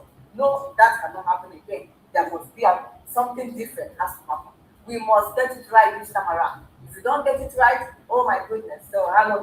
So as I'm saying, anyone that comes this time around and say they want this one, they want laptop, they want charge them this one, we say you are not here, you are not ready to join us. Go sit down. Go and sit down. You are not part of us right now because we are not separating the chaff from the wheat. Who are the chaff? Those we have separated those enemies, those people that love of money. That money is everything for them. They cannot sacrifice because they cannot make a sacrifice. All they care about, give me money, and because of money, see, they can't say it. Some of them are not saying it, giving because of money. So what are we going to do? First and foremost, no longer always All these people coming to say they are fighting for freedom, they want to be part of us, they want to do this one, but they are asking for money to be paid them monthly money. That has to stop. No more paying people like a gives money anymore. That has to stop. All these things that we are doing before, they have to stop. We have to do something different this time around. If you are not ready, don't join. I am telling you, do not join. No, if you are not ready, don't come. Because we are ready now to fight. We are ready now to see that our people are liberated from this Nigeria that people are dying, that people are suffering. We are ready to do it. And we're ready to stand with our leader, and there should be also accountability. If you're a coordinator, no longer saying you want money to go to this place. If you cannot be able to pay price, if you cannot, before they give you any money, you have to bring where they are going. You have to know how much it's going to cost you. Enough of all this coming out to fight for freedom, and then they start because they want to see Biafra is a place they will be getting money and they will be getting. No, it can't happen anymore. It can't happen anymore. Things have to change. So our HOD, you have to make this change this time around, because what China stipulated did, you can't do it again. By even allowing their sister, allowing whoever that is their sister to be treasurer, that has not happened in this new era we are now. That happen. Things has to be done. They have to be transparent. They have to be accountability. Everything has to follow due process. There must be a due process of doing things in IPO. No longer anybody coming to steal from us. You guys are still enough. We are done giving money and then nothing is being achieved and nothing. And people back home, those back home, take care of them. Those that have their family have been injured. Those that their family have something has happened to them because of this strong something, you know what I mean. Those people look after. You can no longer be giving people in Europe money to subscribe. Because this has to stop. No longer giving people living in Europe money to say subscribe or buy you laptop. No more. That has to end. If they won't pay back sacrifice, let them not join. Let them not join, my people, because they have destroyed this struggle. They have destroyed it. So what am I saying? Nnamdi Kanu is there with us, and we are here. All we do is to do what we can do to support so that our people can be free people. Enough of scamming people, enough of collecting money, and we see nothing being done about it. This has to stop. This is the time for new era, for new things to happen. We do not want the let freedom fighters anymore.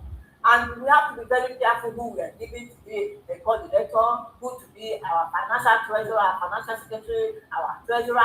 There must be accountability, there must be transparency. That is the record. Every month we say how much we collect, how much we spend, how much is left for us. Some coordinators, like, are you the one telling me yesterday that a coordinator should be able to speak and then their own they brought a coordinator is not the one to know how much is the one collecting money, is the one keeping money. Who does a thing like that?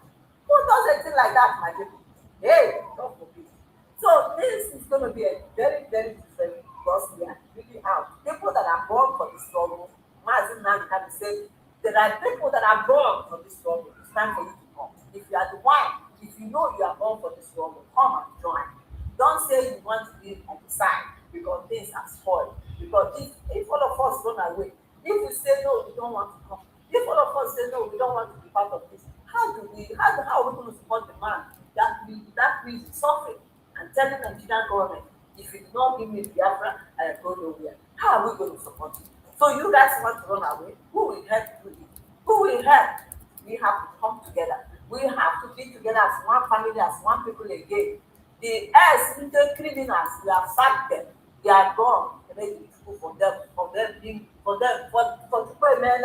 now it's time for us to do something better.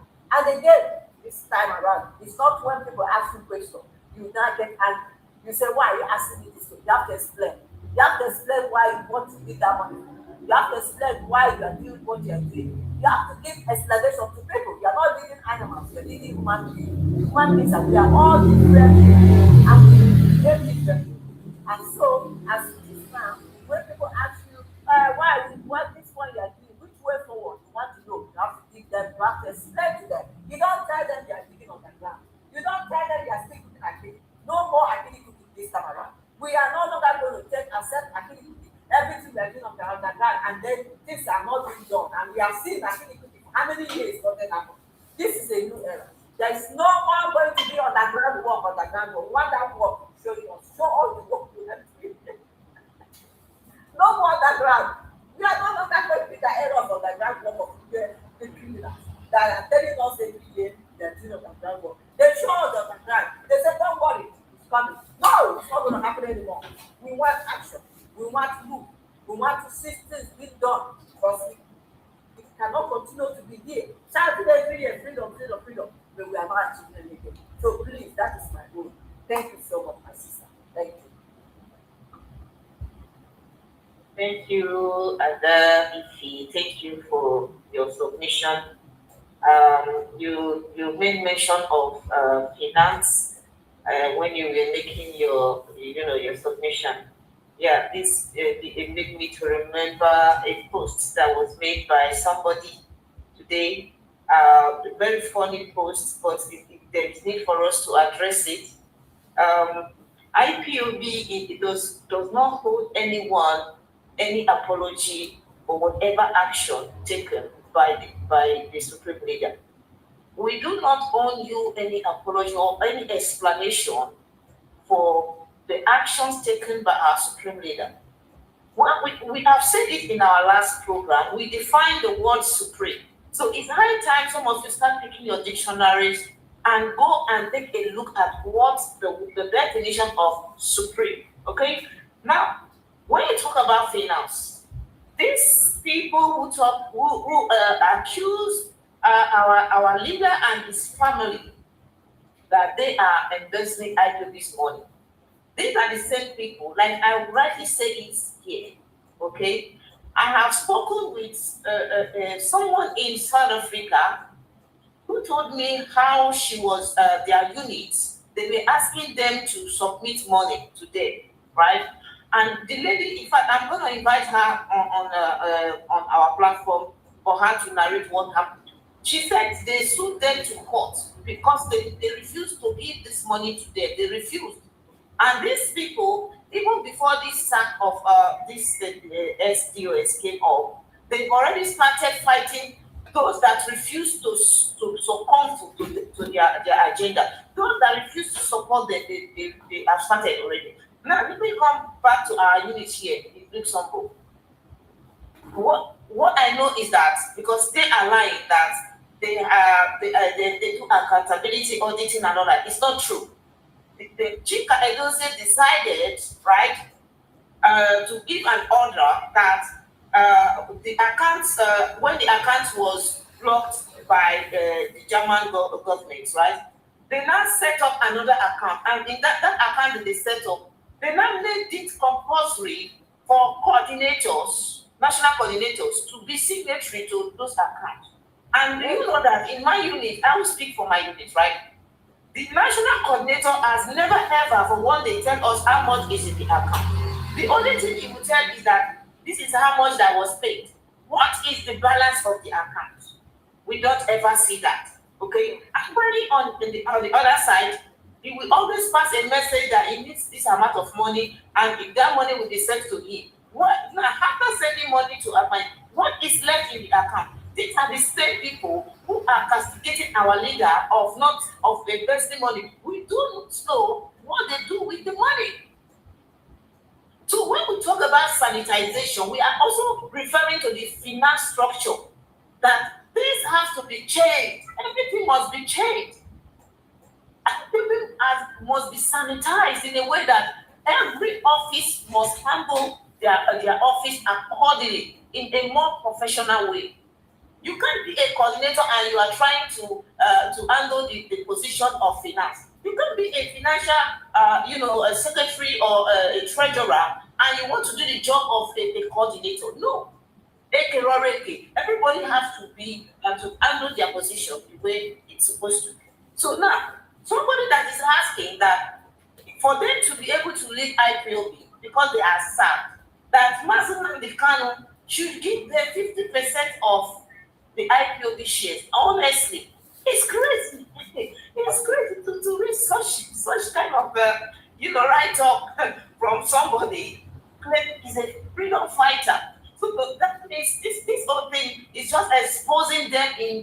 Kanu in debt, exposing them more and more that these are people who came to the struggle for their selfish interest, for self-benefit. When you are in an organization, let's even forget about IPOB. If you are in an organization, whatever donation you are doing is voluntary. It's voluntarily, and you start asking that they should come and give you what you have donated to the organization. So, now I want to even make it clear. Now, this write-up, I will read it as soon as Ada. You should talk about it. You should comment on it, please. If Kanu wants us to leave IPOB alone, he should divide the IPOB money and give us 50% so that we can run our own group, Biafra community. If not, we will destroy IPOB. Now, they are now coming out to tell Biafrans of the truth that yes, this Biafra community that they registered since 2020, they are coming out gradually to announce it to people that are following the algorithm. So, sister, what do you have to say to such kind of a write-up? What do you have to say to somebody that is writing this nonsense and publishing it in the public? Is IPOB a movement where somebody can just come up from nowhere and start challenging our leaders' order? Don't we have a constitution? Don't we have a code of conduct? What does the code of conduct say about you being sacked? Once you are sacked, you are sacked. So I will leave it to you, Sister Idideka. I think you wanted to say something on this, please. Over. Thank you. Okay, my sister, thank you. The people that are writing this thing, I know all of them are the same. People that embezzled all IPOB money all over the world, where IPOB are, residing. Now, if he wants Nnamdi Kanu to give them 50% of the money, let them first come out and give us accountability of the one we have contributed for the past 5 years. Let them share that one into two. Let them give us one, let them take one. Then when Nnamdi Kanu comes out from detention, he will also come out and give accountability of the one that is in, if he's one, because if he's one holding the money, then he will come out and give accountability of his own. Then we will share it. But let's start with them first, because they are the people that we are seeing now. Let's start from day one, from them, from 2021 till date. I've contributed enough, so much money in Biafra land. So my money is included. So they will come out first and do the accountability, then share the one they are holding. Then they will now go to IPOB account, they embezzled. They will bring all those money that have embezzled. Like in USA, they embezzled $700 and something thousand. In the UK, it's the same thing. In South Africa, 300 rand. In Italy, I think 400 and something if you're not euro, if I'm not mistaken. In Canada here, 55,000 something dollar. Then in Germany, that was where they went and stopped, because Nnamdi Kanu, being our leader's brother, he's residing there. Madam Mrs. Nnamdi, she's also in Germany, where she sent Collins. Collins is the coordinator of that in Italy. He sent Collins because when they kidnap our it's Germany, coordinator in Germany. Germany, sorry, I mean to say Germany. Yeah, I'm talking about Germany, yes. So Collins was the one Chike sent in to go and withdraw the money in Germany, the one that is in the account of Mrs. Nnamdi is managing. So when he went there, he now asked for an ATM card. Then I told him to go and give Madam Anya this thing to sign and bring her passport. That was where the bank sent email to Madam Anya. Then Madam Anya, that is where they got to know idea of all these things with the and they insisted that they can never be in Germany and allow these people to embezzle the money that is in Germany after they have embezzled all the money that is in IPOB account all over the world. So they now took them to court And when they went, Madam Anya and Manzi Kanu defeated them. They now took them again to court again. Madam Anya and Manzi Kanu defeated them because what they want is that money. Their idea is that money where they have really invested all those ones, you know. So when you're talking about all these things, the only one that we have now is the one that is in the account of Madam Nenaya is handling. And remember, bank shut that amount, that account down because Collins that Chike Dosian sent to go and steal that money, steal it. Because steal, the one goes steal. They understand. Make bank to shut that account down. When they came out, instead of them to tell us that, oh, we went to steal that money in Madam Nenaya account, the account Madam Nenaya is handling. What they told us in we at the social media warrior was that, oh, Madam Nenaya have embezzled the money. She have been buying properties with our money. Kanu, our leader's brother, they have living lives with our money that we embezzle IPOB money. Instead of them to tell us that they want to steal the money that is in the account of Madam Nenaya is handling. They now came back and start talking another thing. So if they want their money back, let them bring the one Chika China Sawan and Road embezzled. Let's us share that one into two first. Then the one that will be contributed from 2021, 5 years and let them also come out and give us accountability. Tell us who is holding our money, who is our finance. Then you don't even know who is holding our money since 2021 to now. When Madam Nenaya was, be in charge of the IPOB money, she used to come every month to give us accountability. Every month. I was a treasurer there in Biafra land. I remember how we used to do our meeting with Madam Nenaya. When we want to do meeting with Madam Nenaya, we have to put the phone on voice speaker. Me, financial secretary, and me and the other lady will be there. Madam Nenaya will be talking to us. We'll be telling her this is how much we realize. We'll be telling her this is how the money came and so on and so forth. And that is why Madam Nenaya, that was how Madam Nenaya will also come out on social media, Biafra radio, to tell people this is how it is in where. This is how it is in Northern Thai. This is how it was in Italy. Everywhere. She always come out and give us the accountability of our money. But these people, they have never come out one day for the past 5 years and to tell us even the person that is in finance that is holding our money, populace of how much is in our account.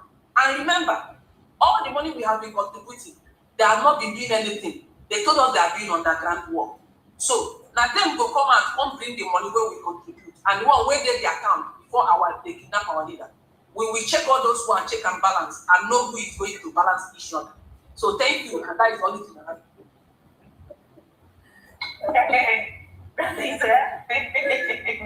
You have spoken seriously, and I like that. It's true. About Jamaica, you are asking of financial officers. The council that was abolished after Mazi was kidnapped. They now gave an order for the national coordinators to be in charge.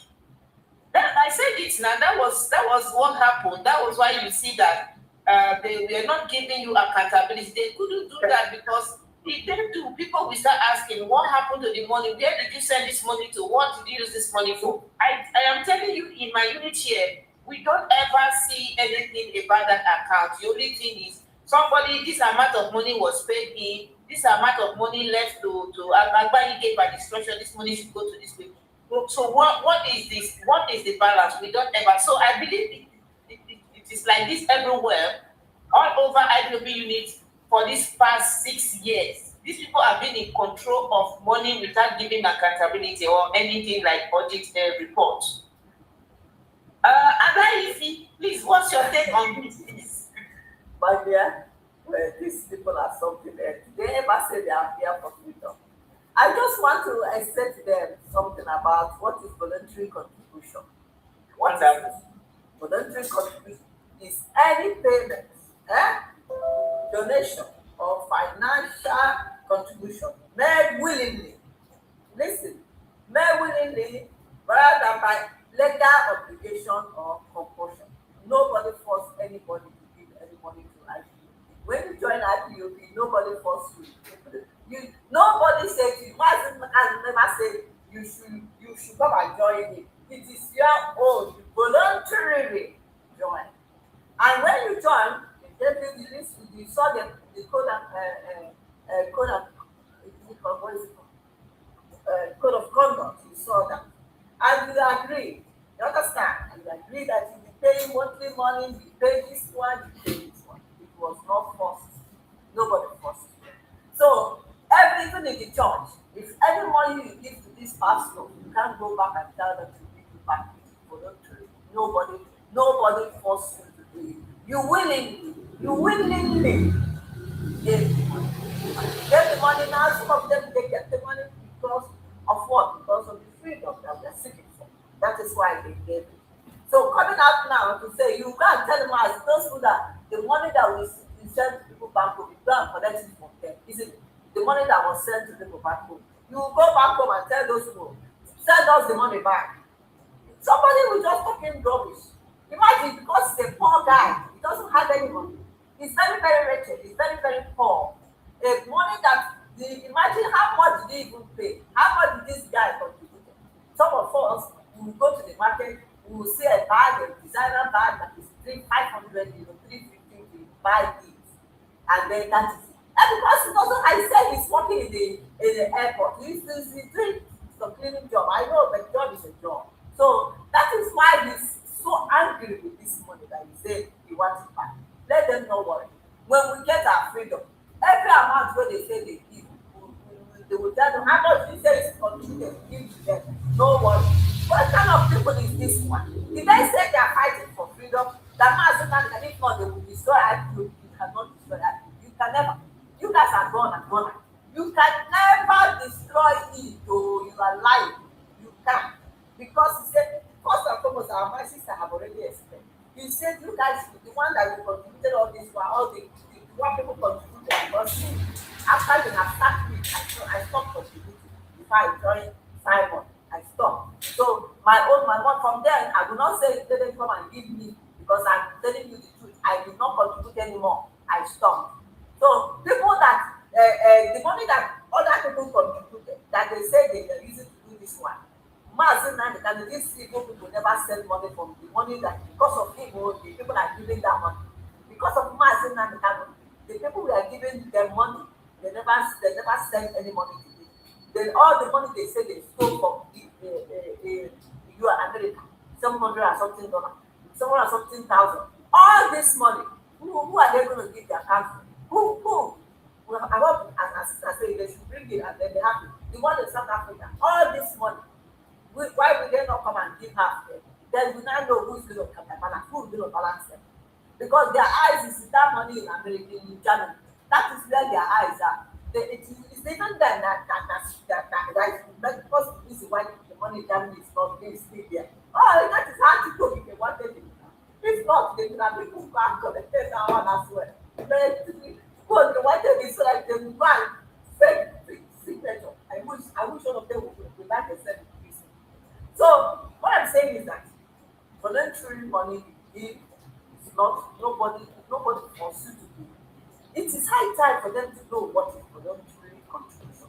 It is high time for this riffraff, for these morons to know what is voluntary contribution.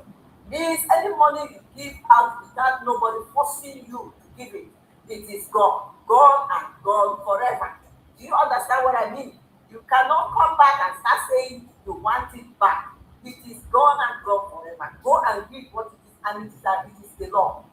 Nobody, unless somebody can come to you and say, they say scam you. Then you know that they are not scamming you because our freedom, we are still giving freedom. Mazin did not betray us. You did not. Have you asked or was speaking all the money they collected and they give them back? It is the one they want to say, Mazin they come and okay, we have had you. We now know that you guys did not join this trouble because you wanted freedom. You joined it because of money. You were giving just because you just want to give. You are not giving willingly. Me, I cannot even ask for any. Even if tomorrow nothing happen, I will not even, whatever I did, I can't come back and start saying, give me now.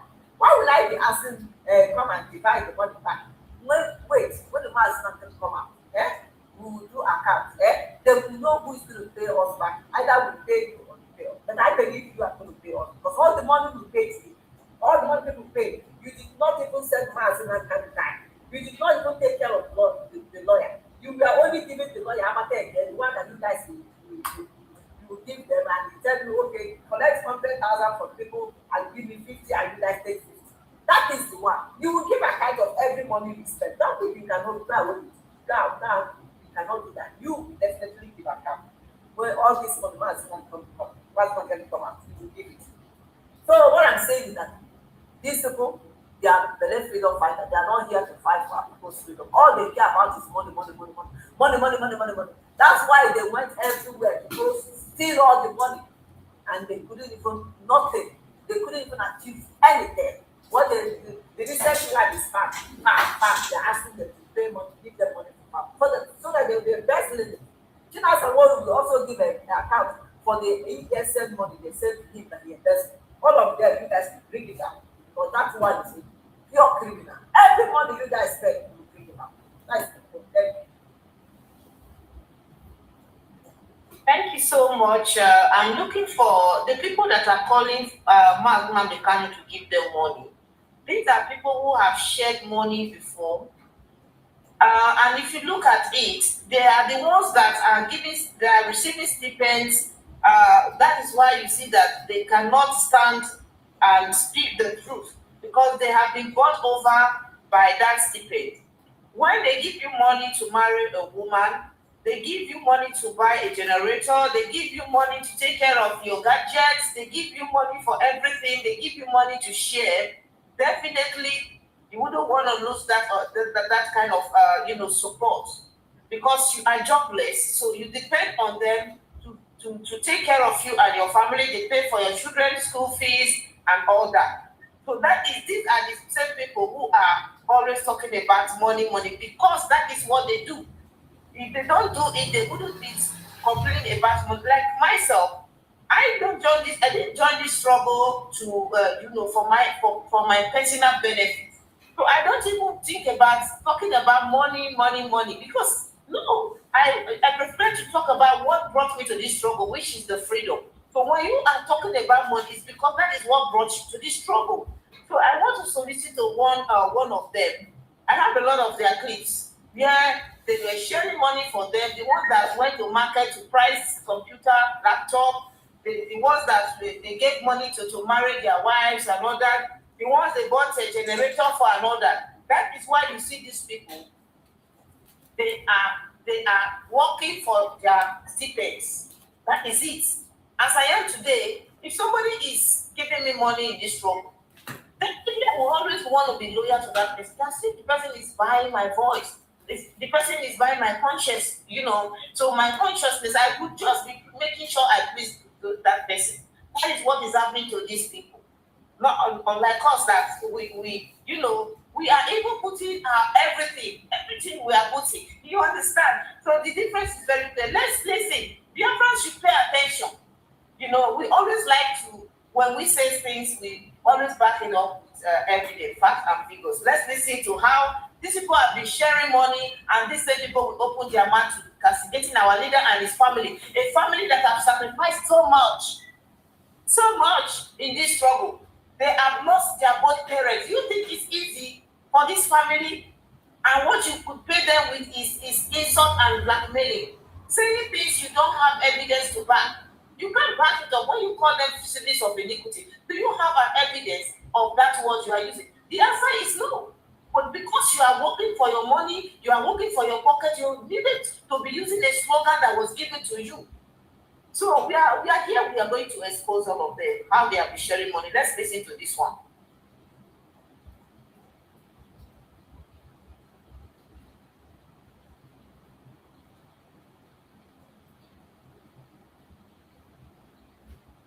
How they are sharing IPB money.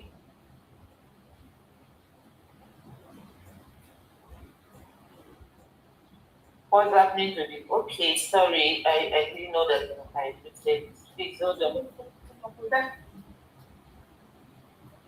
Let me start it from the beginning, please. We share money a lot. Okay. So that money was, so before that time, they call me, they contact me, and they tell me, say, okay, there is something we want to put in your possession, and give the thing, that thing and money. If there is money we want to put in your possession, that money you give to so person, give to so person, say among the people who this one will share the money among una sef. I can't say okay. So that money was truly sent to me, and I share am within the people, the names of the people where they say that money was being shared and share the money. Yes, they give me the money, make I share and give among our share the money. No one mention anybody name yet. Among ourselves. So I get the money enter my account. I can share the money within ourselves. Wow. Sister Ify, please, so how much did they share to you and Sister Ideka? How much did you receive back from this money that they shared to them? Because me, I didn't receive my own share. They didn't share to me. Oh, did they mention who? Okay. Did they mention who gave her the money? The person that the money that Dave Umahi also gave to them, $500,000. They refused to mention the name of the person that received that money. They will never tell you who is sharing money for them. Can I say something, my sister? Go ahead, please.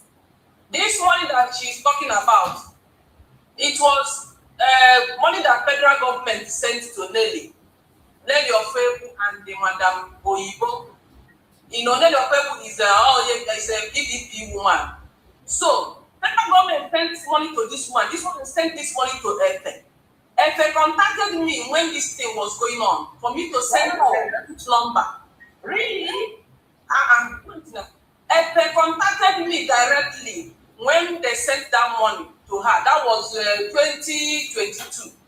She contacted me that I should send my account, that, they sent money to them. Mazin Nnamdi Kanu have betrayed this struggle. They told them that now we should join Navy. We should join all of them to fight for freedom. I told her that I can never do that. That Mazin Nnamdi Kanu I know, can never betray this struggle.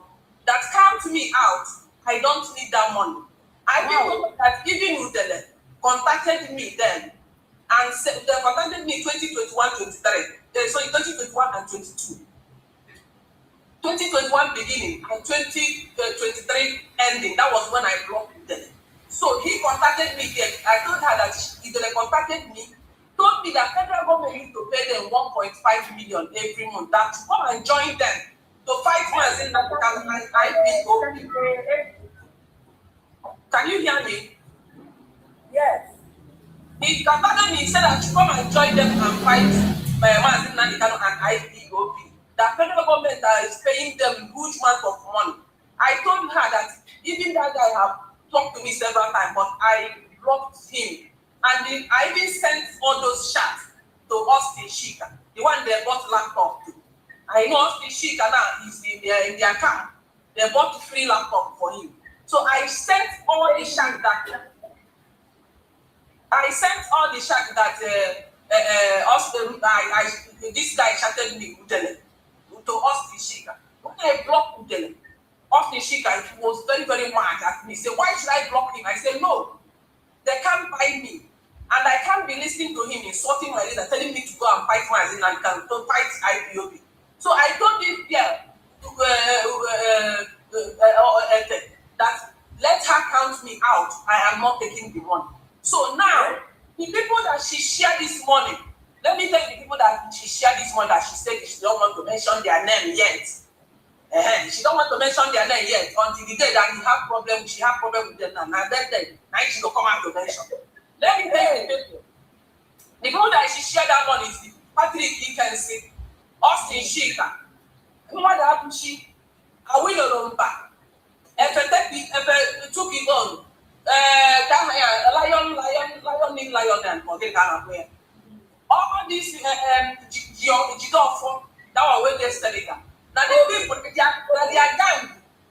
I don't know if you guys are hearing me. I'm hearing noise. Yes, I'm hearing you. Come on. Okay, you are muted. I'm listening. Okay. Now that's their guy now. I mean, she shared that money.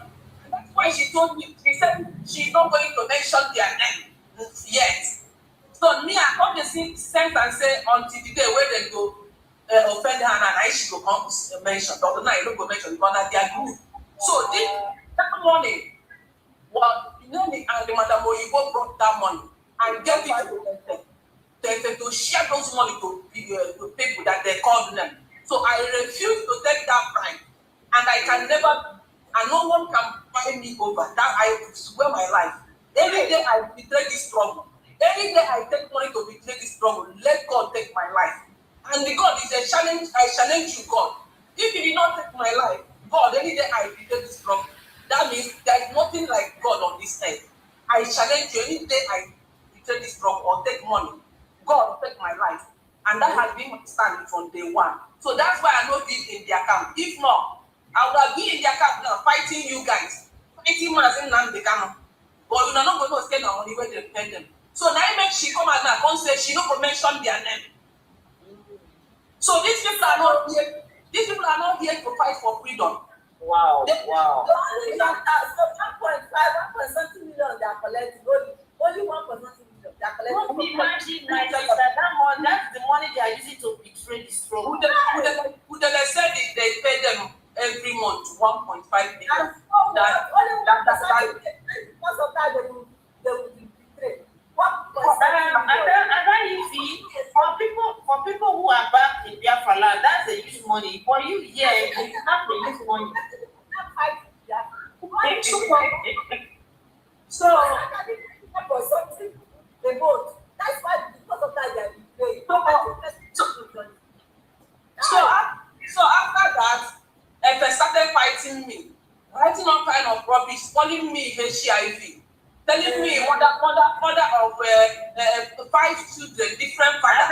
Don't go deep. Don't just go deep. They forge everything, but you know they pay me because any name where they call me, I not believe. I'm not a HIV positive because I came to Canada. Listen to me now. I came to Canada 2024, and before you cross this Canada coming, you must go for medical checkup. So yes, I know it's true. Yes, I have 100% well. So now she be HIV, not be me. And now she be excuse me. And I have 5 children. I'm the only one father. I never marry another one. But I have her chat. I have her thing where she posted on her this thing to 20. Let's not go too deep in her private. It's not important. So we're just talking about the money that is collected, you know. No, I'm not going. I'm telling you the one she posted on her platform about me. I screenshotted all of them. So I have 5 children, 5 boys, and only one father. I never married 2 husbands. But this lady keep on posting, telling people that I have 4 children with different fathers, calling me names because of Guinea. I refuse to fall in their camp. Me and her battle and that year, we battle and well. So that's so it be. So don't mind them. We are very famous. Honestly, I didn't even know that you were part of those that were called to benefit from that money. I didn't know that. Because according to what they told me, and they said that they don't need to share to me that I don't need the money. I said, no, really? So I don't even know if you even try to give me such kind of money. Yes, that was what they said, that I don't need the money, so there's no need for them to share to me. But I said, for separating the shaft from us, you go, wow! People that you are all into money. That's what our leader. Exactly. Don't fear, wow, we are all boss people. You have been able to prove yourself, prove to Biafrans that nobody can buy you over. So just keep up the good work. We know that everything that they are doing about you. Do you know why she came out to do this video? This thing that you played now, you know why she did it? No. At last, she realized that she needs documents. She needs document, and IPOB is only people that will give her document. So she now came out and be talking all these things. They suppose that kind of thing, so that they will pity for her. And from there, they started processing her documents. And when she finally got her document, she started attacking Nnamdi Kanu here and there. Wow. So you have a point. Don't worry. You don't know what will happen to that document. Don't worry. Let us let me see to one other one. We'll keep the rest of the money sharers our next program. There's another one I want us to listen to. This one is the one they call Ayi King. This one is the one that is also attacking Nnamdi Kanu and his siblings of embezzling IPOB money. But you will hear him that the people he is fighting for, they are the one that pays for his wife hospital bills. Woman anyway, they give them stipend and all that. So let's listen to him. These are people who have benefited usually from the efforts of our leader. Okay? If not for our leader, there will be nothing like IPOB today. But this man that is making them to be receiving all these benefits, they are attacking his personality and blackmailing his name. So let us listen to this one.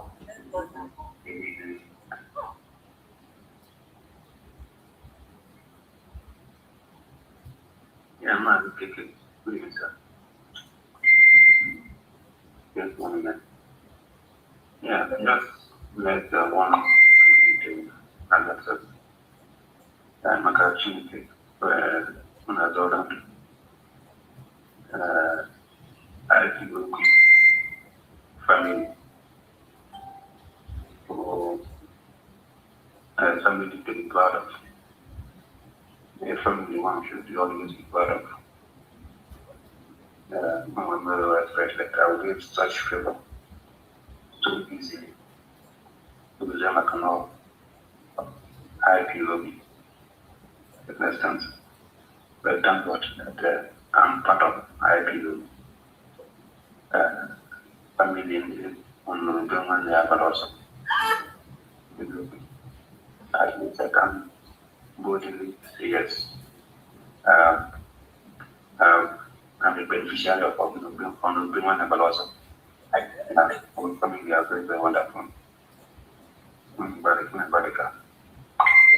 That's one member. I can't get it. I think I'm watching.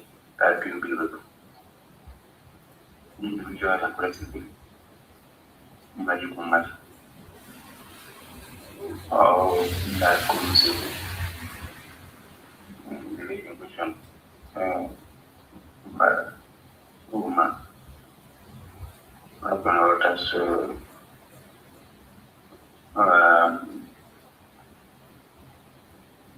starting from level car, and our level was 2 days before it. So, she lost a lot of blood. The level was a near blood.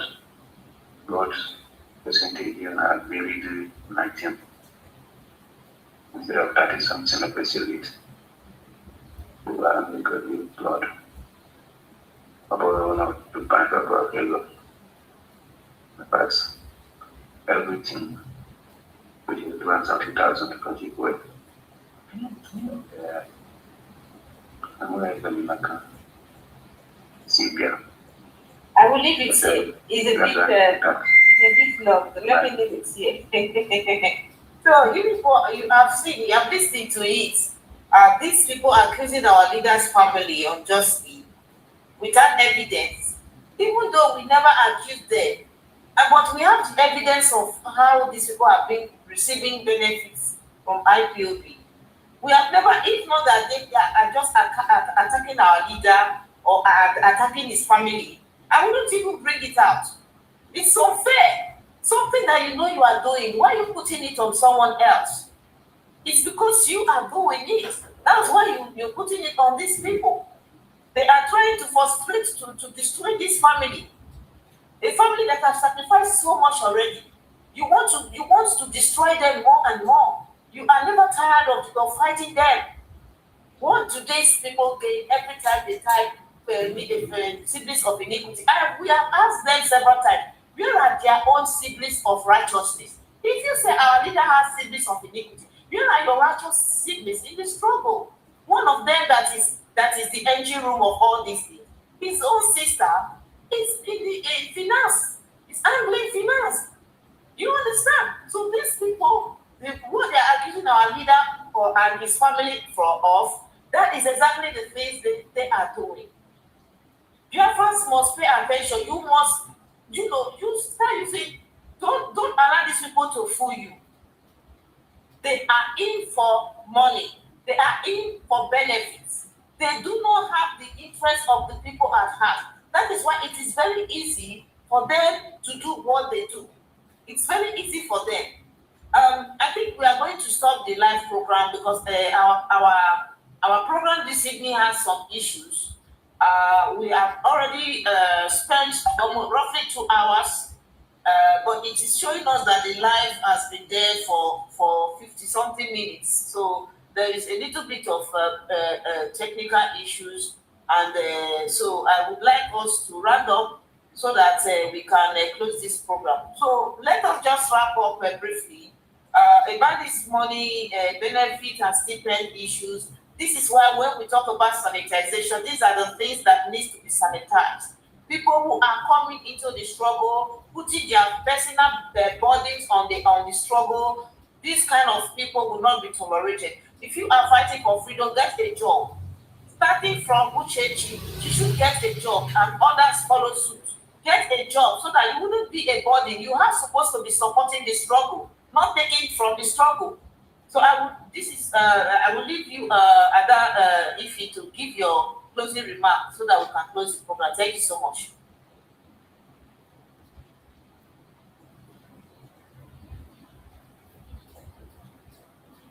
The reason why Chikere doesn't want to leave because of this Biafra struggle is a pension for him. He's going to be retired.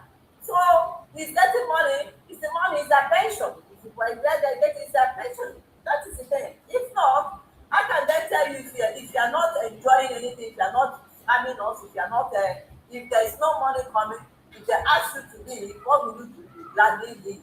Because Biafra is there, they are standing and telling you they are getting you Biafra, because they are all lying. There is nothing they are getting for you at the moment. They are all lying to you. I pity those people that say they are joined, they are standing with you. I pity them all because they are just wasting their time, wasting their energy, wasting their effort. No international community will have anything to do with it. As a stand, so they see him as a betrayer. The international community see him. They can't even call him for any demonstration. The person they know is our leader, Master Nnamdi. They can't even have any talk with anything to do with it. There's no international community recognizing. So why are you with people that the world does not recognize?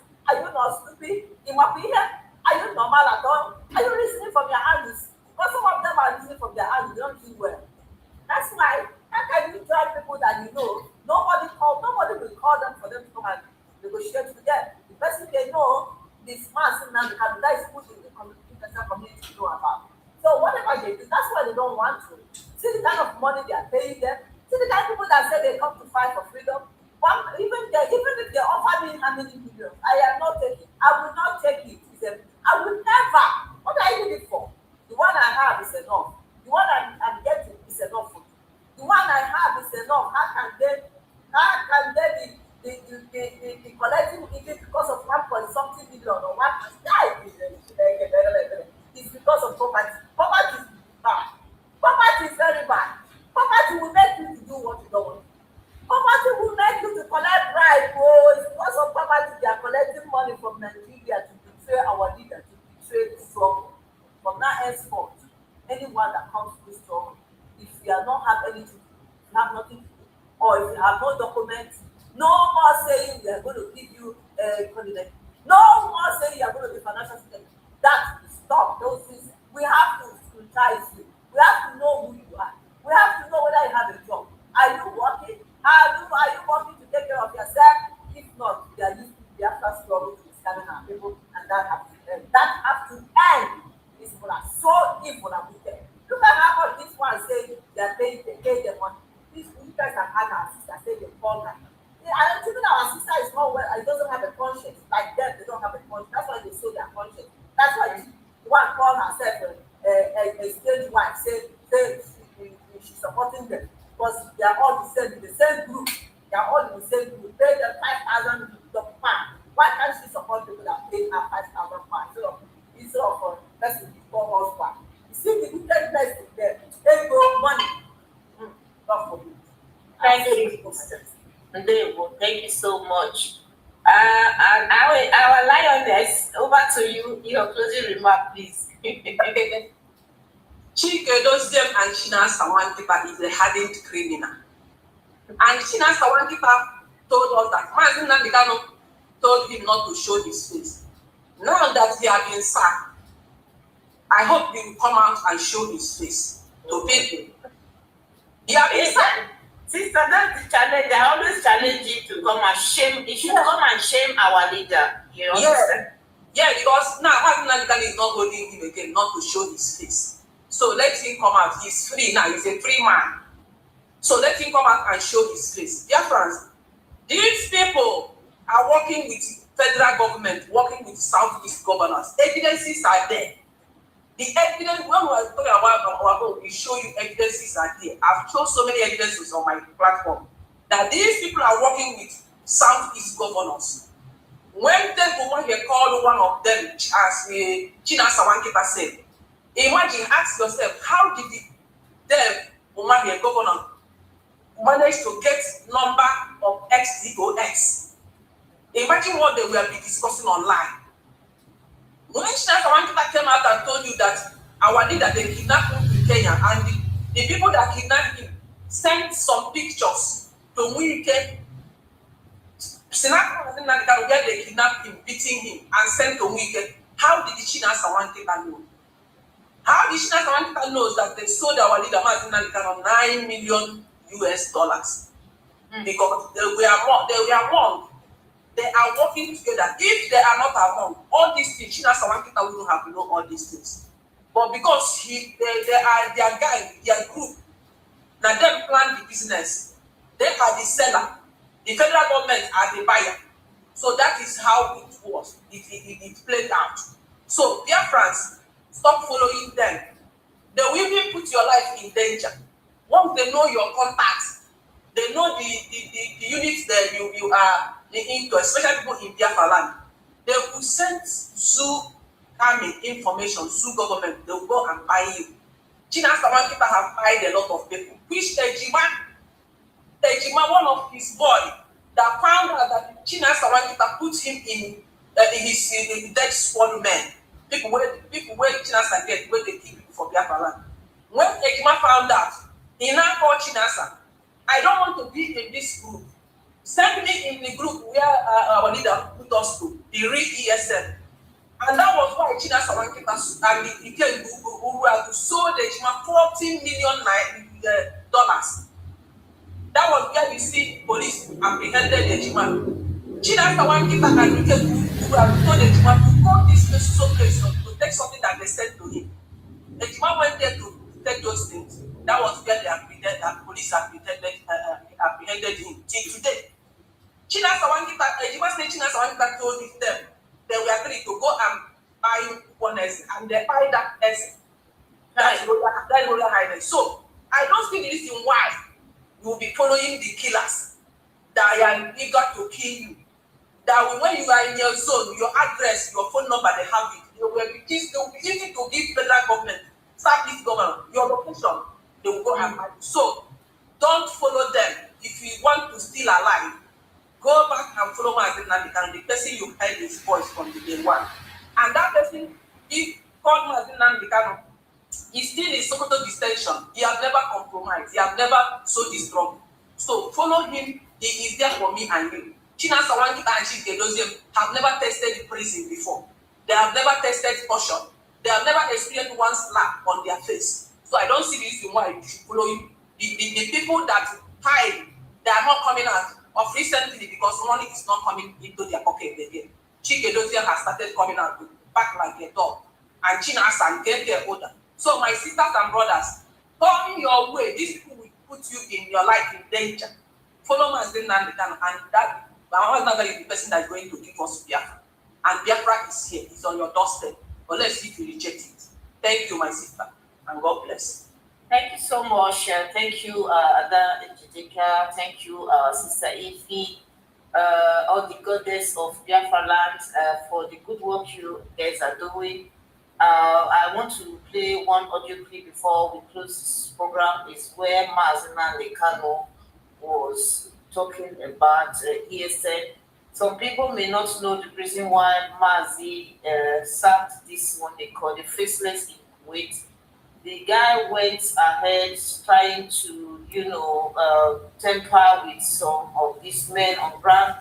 When Mazi gave an instruction, gave an order that nobody in the diaspora should contact this man. I'm doing this because you talked about Ejima, and I was in a forum where when Ejima was arrested, when that interview was, the first day the interview came out, okay, Foreign posted that video and was like saying that Ejima is one of them, etc. So an instruction was given by Chinasa to the Kefari to delete that message. It was not up to the message did not spend two minutes in the platform, and that message, that comment was deleted by Okefori immediately. But unfortunately, we still know that yes, he cannot deny it. And in fact, he called for an emergency program the next day and denied Ejima. This is how they do. Those of you who are supporting evil, they are going to deny you when the time comes, because after they hit you, they will dump you. I felt so pity for Ejima because the guy was kind of, it was like he was misled. A lot of people have been misled into they find themselves doing what they was not their initial intention. So when you say that Ejima was, misled because he came back asking that he wanted to be in the right place where he used to be, and they decided to send him out. My sister, that money, that is because of a peanut. How could they go up to that extent to sell Ejima? I want to play where Nnamdi Kanu made it very clear that people should not in any way contact our men on ground, that if they do so, it's going to cause insubordination, which makes some people, of course, insubordinated, the struggle. So let's listen to our leader.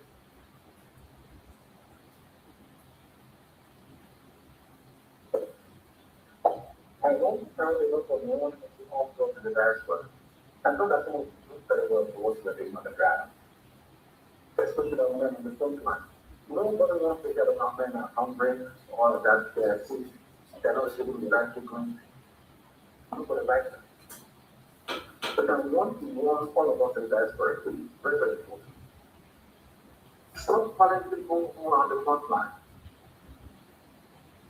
You will insist on contacting commanders on the ground. Telling them, no, because it brings subordination of the city, which we cannot afford right now. If there is complaint, very soon the number is going to release. The commands of TSM flow from me to our high command, to our generals on the ground, who now do your stuff to the men.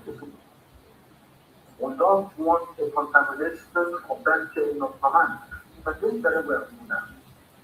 And all those who are independent of this, complaining to people in the diaspora, you must stop for it. You must stop it immediately. So we are not going to tolerate allow that nonsense to continue.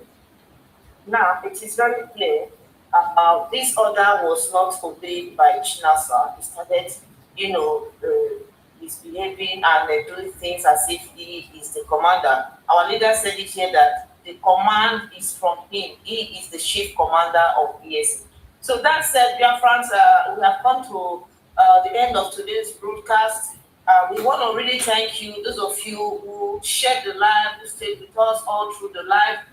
We'll be playing the music, a new track that will release for our Supreme Leader, and also dedicated to the SACT as a TOS. Just pay attention because this music is very important. It's passing a message to the enemies, telling them that they are SACT and they are SACT forever. So just pay attention. So we greet you and we hope to see you here next week, the same time, 7 p.m. Biafra time. Thank you all for coming. Thank you all. Bye. Let the truth be told to the world. You cannot occupy a house and claim ownership. The tenant cannot sack the landlord. The employee cannot sack the employer. Nnamdi Kanu is the boss. The supreme leader by far. Whatever he says goes.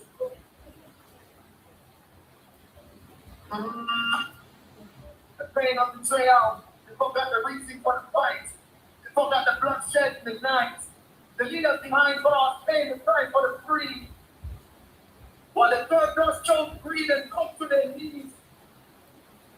We trusted them to fight for his release.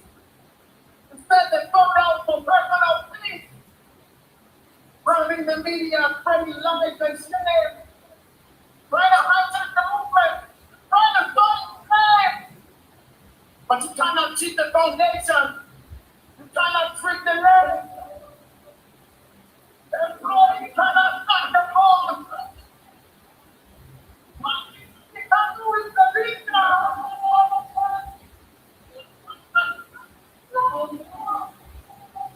The supreme leader of one power.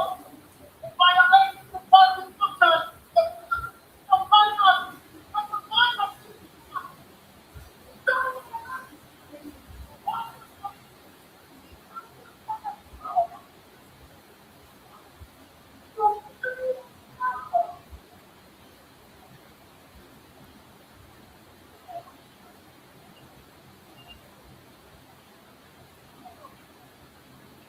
But whatever must be done, they can't stay.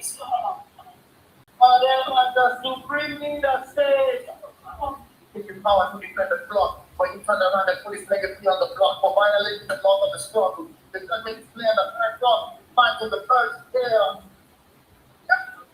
You are.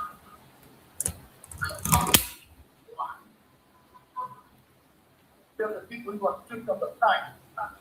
The fourth dawn on the movement is alive. It can never die. Look up to the horizon, look at the sky. The fourth dawn that's written to the stand. Carrying the mind and defending the line. Now we are moving in the left and taking the state to the state. Working with the American, one with turning the fucking moment because I'm listening to the world will see. The genocide, I want people not to see.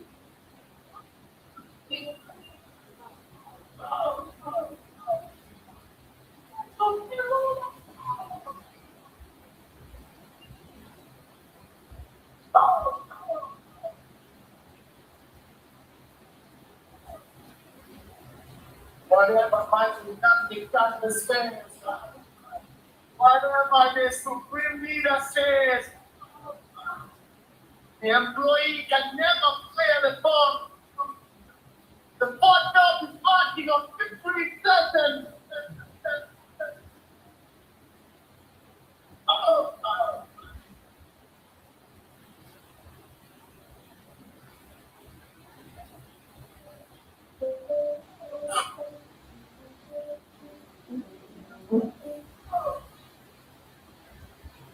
Okay, thank you, dear friends. I think we have come to the end of today's program. We hope to see you here next week. Bye for now.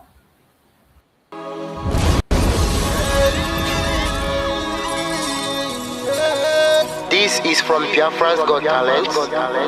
We are letting Biafrans know the reason why we should remember those who gave their lives for us, those who died, that we may live. You died to end my suffering. You died fighting for my freedom. Your blood is the seed of redemption. You are my inspiration. The deed no longer than military shots of them. Secret 1770, we remember them. 2016, 38 May, memory still lives in our mind till today. Wonder why they refuse to publicize the genocide. The world media turn blind eyes to our plight. It's time to arise, land of the rising sun. Let's rise one more time, let's rise.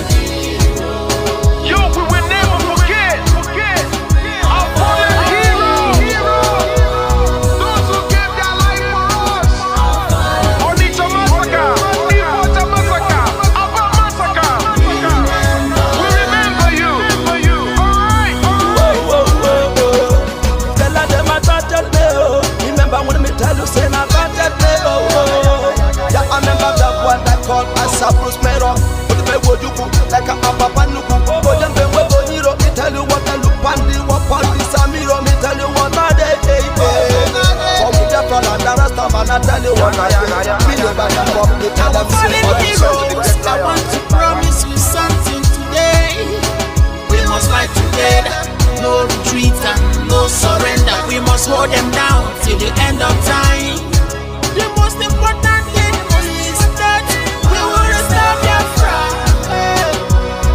May your soul rest in peace. I look up to the sky with tears in my eye. For other Biafrans and for freedom had to die. We will never forget you as the days go by. You are always in my heart, forever be a part.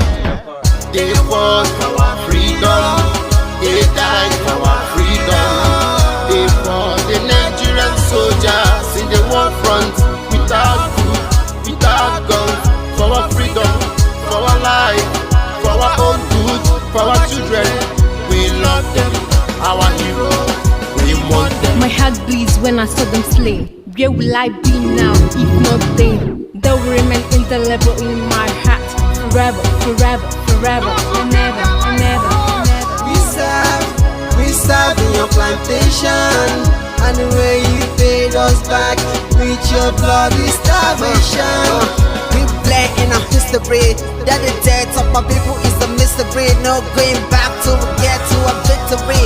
I had a voice now call for vengeance. I never get bomb, I'ma blow like a vengeance.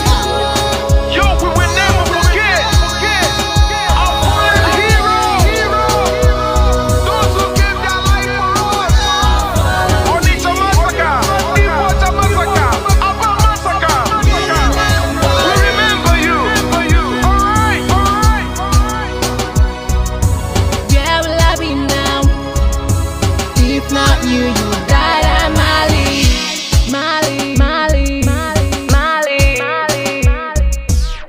They were starved to death because of our freedom, and they paid the debt for our freedom. Flag high for those that died in the genocide, fighting for you and I.